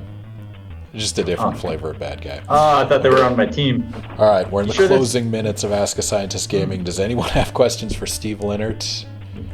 Nanobiotechnology. You didn't ask about when I found out that I made it. Oh, okay. As a scientist. All right. It's planted questions. So I have this list of standard questions I send a guest ahead of time. This is a walking simulator. You are nailing the walking simulator aspect of this game. Steve, put your AI to work on this game. Speedrun this. All right. So one of our planted questions. Steve, what was your I made it moment as a scientist? Oh, yeah, that's easy. It's the day that I got invited to be on Ask a Scientist Gaming, I knew I made it. Shameless plug for Ask a Scientist Gaming. But let's be realistic, it's when you were playing Narc on Ask a Scientist Gaming. Yeah. That's an excellent answer, sir. Thank you. At some point, I'm going to edit these videos or pay somebody to edit these videos and compile all the answers to similar questions together. And that's going to be the highlight answer of when you made it as. But seriously, when did you make it as a scientist? When was your well, that's another moment?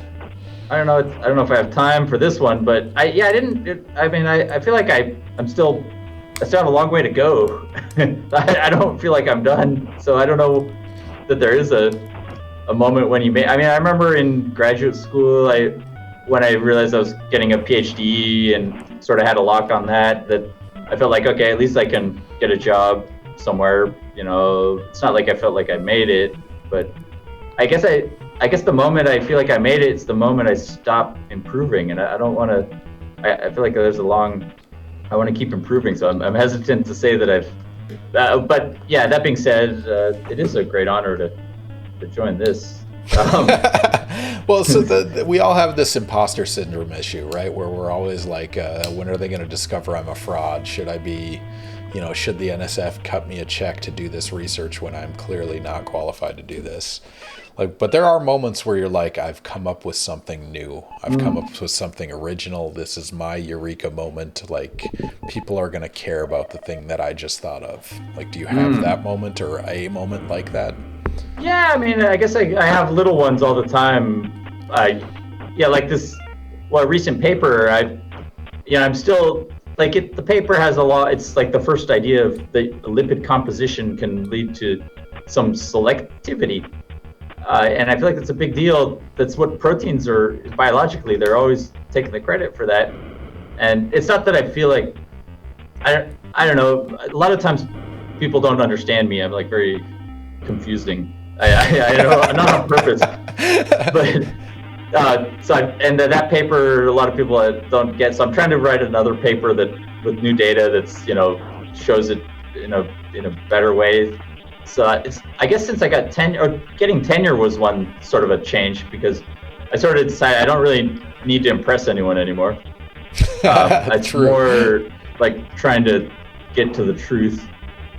And I want it to be communicated to. Don't get me wrong, I'm not that I don't care about other people. It's more a lot of times I can sort of publish papers that I don't think are very interesting, but everyone else loves them. Yeah, because they're on a topic that, or I don't know why, but so I sort of changed a little since tenure. So I guess tenure was a sort of an interesting moment, but yeah, maybe so I felt like I can do what I think is really important. Oh no, go through the door, but don't keep holding up. So go all the way to the right. Oh. I'm going to walk you through this. Just because these are the most annoying things ever. I don't know why the bugs have sided with the drug dealers in this particular. So press up, but don't press up too much. All right, keep going right. I think you got to go all the way to the right. Those are the clowns with knives. So you got to go in one of these doors. Probably, I think it's the end one, that one right there. This one? And you got to find a blue card. Yep. Are there adult books in there? Okay. So I think you got to kill these guys until somebody drops a blue card. I I was incredibly misled based on the advertising of what would be in this room. Yeah. I don't see any books. There's a card. Okay, go up, but don't go too much up out the door. Can you get out? And then go to the left. See that silver card? Insert the card thing. Oh. There you go. And exit. Did I win? Not yet. Oh. I think this is the second to last level. I don't know how much time you have, Steve. It's 11:03. It's getting late. Yeah. We can call it quits at any point you would like. Otherwise, I can throw some more questions at you. Or chat if you have more questions for Steve. We're reasonably drunk, fairly tired, because we usually don't stay up this late. True. It's one of those things when deciding the time window for this event, I realize 11 o'clock is late, but also West Coast is 3 hours behind us. So, you know, give a window for those on the West Coast that want to join us. Yeah. So I think you go to the left on this one. Left. The greenhouse. Is this marijuana? Maybe. Let's say yes. Like what else could it be? That's a good point. And I think you have to kill these guys until they give you a card, whatever color that is. A green card? Yeah, green card. So shoot the guys, the Rambo-looking guy. There you go. Yeah, Rambo. Yeah, we touched on Rocky already. Now we have a Rambo moment.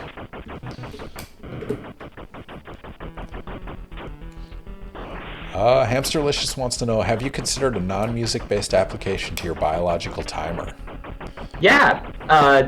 Like soon after I Hit it? filed it. Oh. There you go. There was a professor at MIT came up with this idea to entrain brainwaves with optical pulses at like a 40 hertz frequency into the eyes as a cure for Alzheimer's. And that wasn't my original intent, but I think this entrainment of brainwaves, so that's one thing I'm trying to do with the prototype. I don't know, I should be able to set up a brainwave EEG thing, but yeah, all-time cure for Alzheimer's is one. And I'm sure there's other ideas too, but yeah, that seems like the obvious one that I need to get on, because yeah, this is important. So you're heading to the right here as far as you can. So yeah, just keep going. You don't even have to kill him. Right. Yeah, that was an interesting. There's all these different frequency brainwaves. Like when you have different ways of thinking. Like if you're asleep, I think it's slow. Well, there's different stages of sleep have different speeds, and it's an average of different parts of the brain. So each neuron sort of has its own frequency. But yeah, if you could entrain those, and really what sort of got me, I was taking music lessons, and the teacher, had this like some sort of internal metronome. He could just tell like the rhythm so perfectly, and I kind of wanted, thinking of us as nanorobots, it's like what's the mechanism for that? It's got to be some sort of oscillation in the body. So yeah, I think there's a lot of kind of music therapy type applications where you could entrain physiological rhythms. Yeah, it's an interesting thing to work on.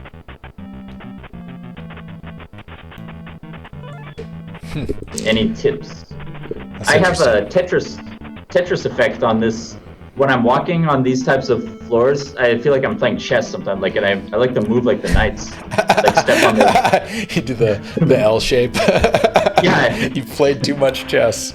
Too much chess. We did miss out on chess tonight, but time flew. There really did. It did. All right, so Hamsterlicious has a follow-up comment. I recently was at a seminar on statistical mechanics of biological systems, and they showed that there's no global clock for biological systems, only local clocks. And I was thinking there was some particular region of the body where a medical device might need a particular type of regulations defined by the local system. Interesting. Yeah, I mean, I guess the way I think of it is like every cell is like has its own clock, but then but then they synchronize and sort of, then it kind of turns into a bigger. But that's maybe a little naive. I'm sure there's people who study circadian rhythms. There's a protein called clock, right? And you can. I saw this talk where they could tell like what time it was by purifying this protein. You have this cycle, like you can grow. They were growing, I think it was mice, and they grew them in dark, and so they didn't have any different light conditions, so they didn't know what time it was. But still, they could tell what time it was from how much protein of that clock protein there was. It oscillates with 24-hour cycle very precisely, but it's like all over in the body. It's like every cell has its own, and they somehow synchronize. But that would be an interesting conference. Hit the card reader, Steve, up at the top right. Oh, thanks. I was just killing, like I didn't know what Don't worry, what was going your on. killing opportunity will come. You'll have to kill a guy in a wheelchair. Oh, okay. So those are all localized clock phenomena. And what about the synchronizing? Did they talk about that, or is it? I feel like the entrainment, I think, is the term that I've been using of it. That's synchronizing across different biological creatures or within one? No, within one. So there's no local clock, but every cell is its own clock. Mm-hmm. But then if they, I feel like they entrain. And there's also these different time scales. There's like the heartbeat, right? It does something every second approximately, but if you speed up the heart rate, it's a little faster, but it's fast compared to the 24-hour cycles.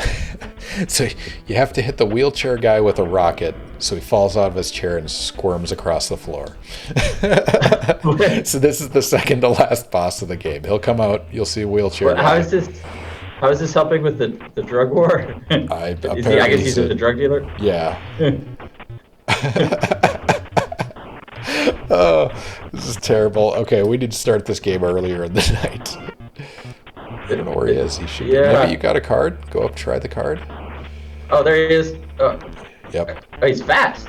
Yeah, you got to hit him with a rocket. I think the synchronizing happens at the interface. He was talking specifically about intercellular medium and how cellular receptors regulate a different sense of time from actual fluids. And there are other cellular receptors.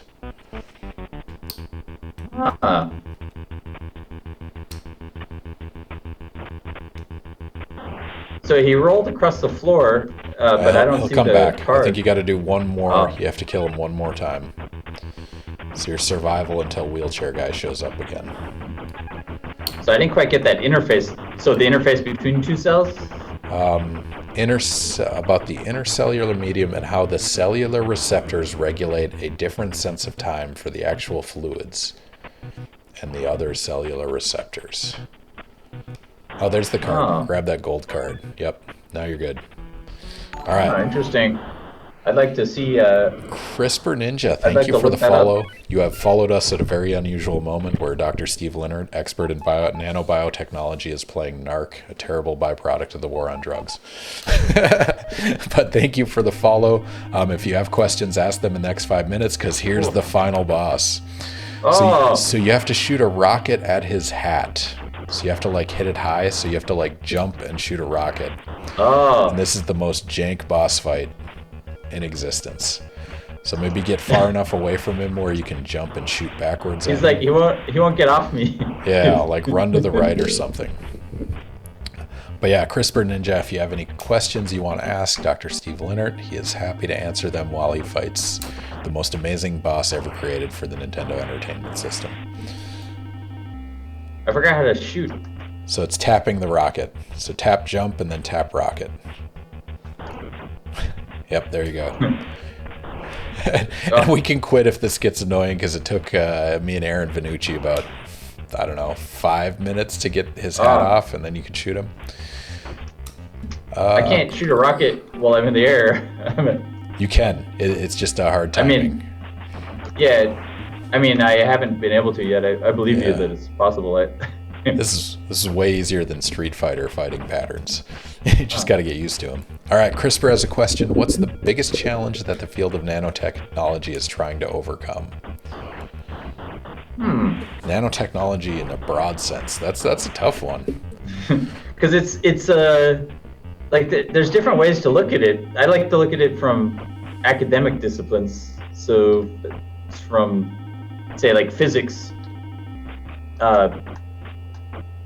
Well, maybe physics, science isn't really like problem oriented. It's usually, yeah. So technology. Well, maybe good question. I mean, it's got to be how to stay on Moore's law, like forever. Yeah, yeah, and it's not. It's something that they overcome, like every year basically. They come up with a way to stay on, and then there's a new problem.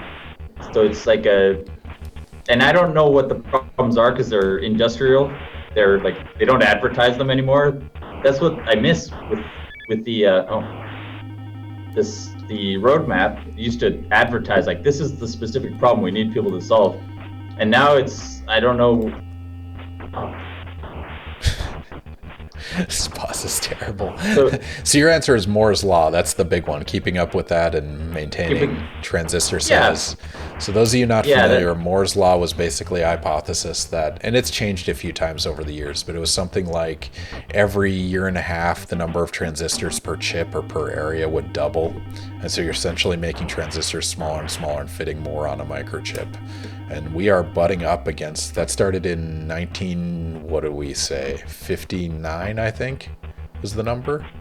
Yeah, if you extrapolate to one transistor, yeah, it was 1959. That would be 1959. And it's held true up until about now, and we're butting up against the edge of Moore's law, right? We can't maintain that. They've been saying that since I started working on it, when like in the maybe around 2000, 20 years ago, exactly the same thing. It's like, we can it's about to end. And I specifically remember my advisor, he said that they've been saying that for 20 years. Like then, like when I first started, he's like, oh, they've been saying it's just going to keep going. You know, they keep saying it's going to end, but you know, they always find a way to keep going. Here's a fun fact, or it would make a good prediction. It's Moore's second law. There's a second law that not as many people know about as Moore's law. Oh, I can't, when I jump and then I push A, right, quickly. That's what it. Yep. But I push A and maybe just try shooting a lot of rockets at him. We'll give it 4 more minutes of trying. We don't want to make you suffer too much with this terrible. It's not an easy game. So like if you go up and shoot a rocket at his head quick. So I see. Tap the rocket button. Oh, Shrek's law. That's a fun derivative. I've heard of that before. So Moore's law was the number of transistors. Shrek law is like every Shrek movie, the processing power doubles or something like that. Like the time intervals coincided really nicely. That's awesome. There's a Moore's law of Moore's laws. Like the number of Moore's laws doubles every year. Is that true? Yeah. How do you make new Moore's laws? Somebody plotted them, like that one that they just described. This one. Yeah. Yeah. There's just so many of them. So I saw a graph. Somebody counted them. But the Moore's second law, which she also really came up with, it was an economical the cost to make half plant that doubles every 2 years too. So they have to make like more money. Am I shooting rockets? I don't think I am. No, try it again. Tap it. Oh, there you go. I don't know why. So turn back and shoot that. It's like I can't shoot them that direction. Let me try this way. It shouldn't matter, right? Yeah, so the other one was, it's like the cost of the memory storage gets halved every 2 years or every year and a half or something like that. Well, it's not the half. It's what the cost of the second law was the cost of making the chips doubles every year. Yeah. So they have to invest more to make this smaller chip. It's expensive to make small to stay on Moore's law. To stay on Moore's first law. I do not know why your rockets are not working, but without rockets, you will not beat this.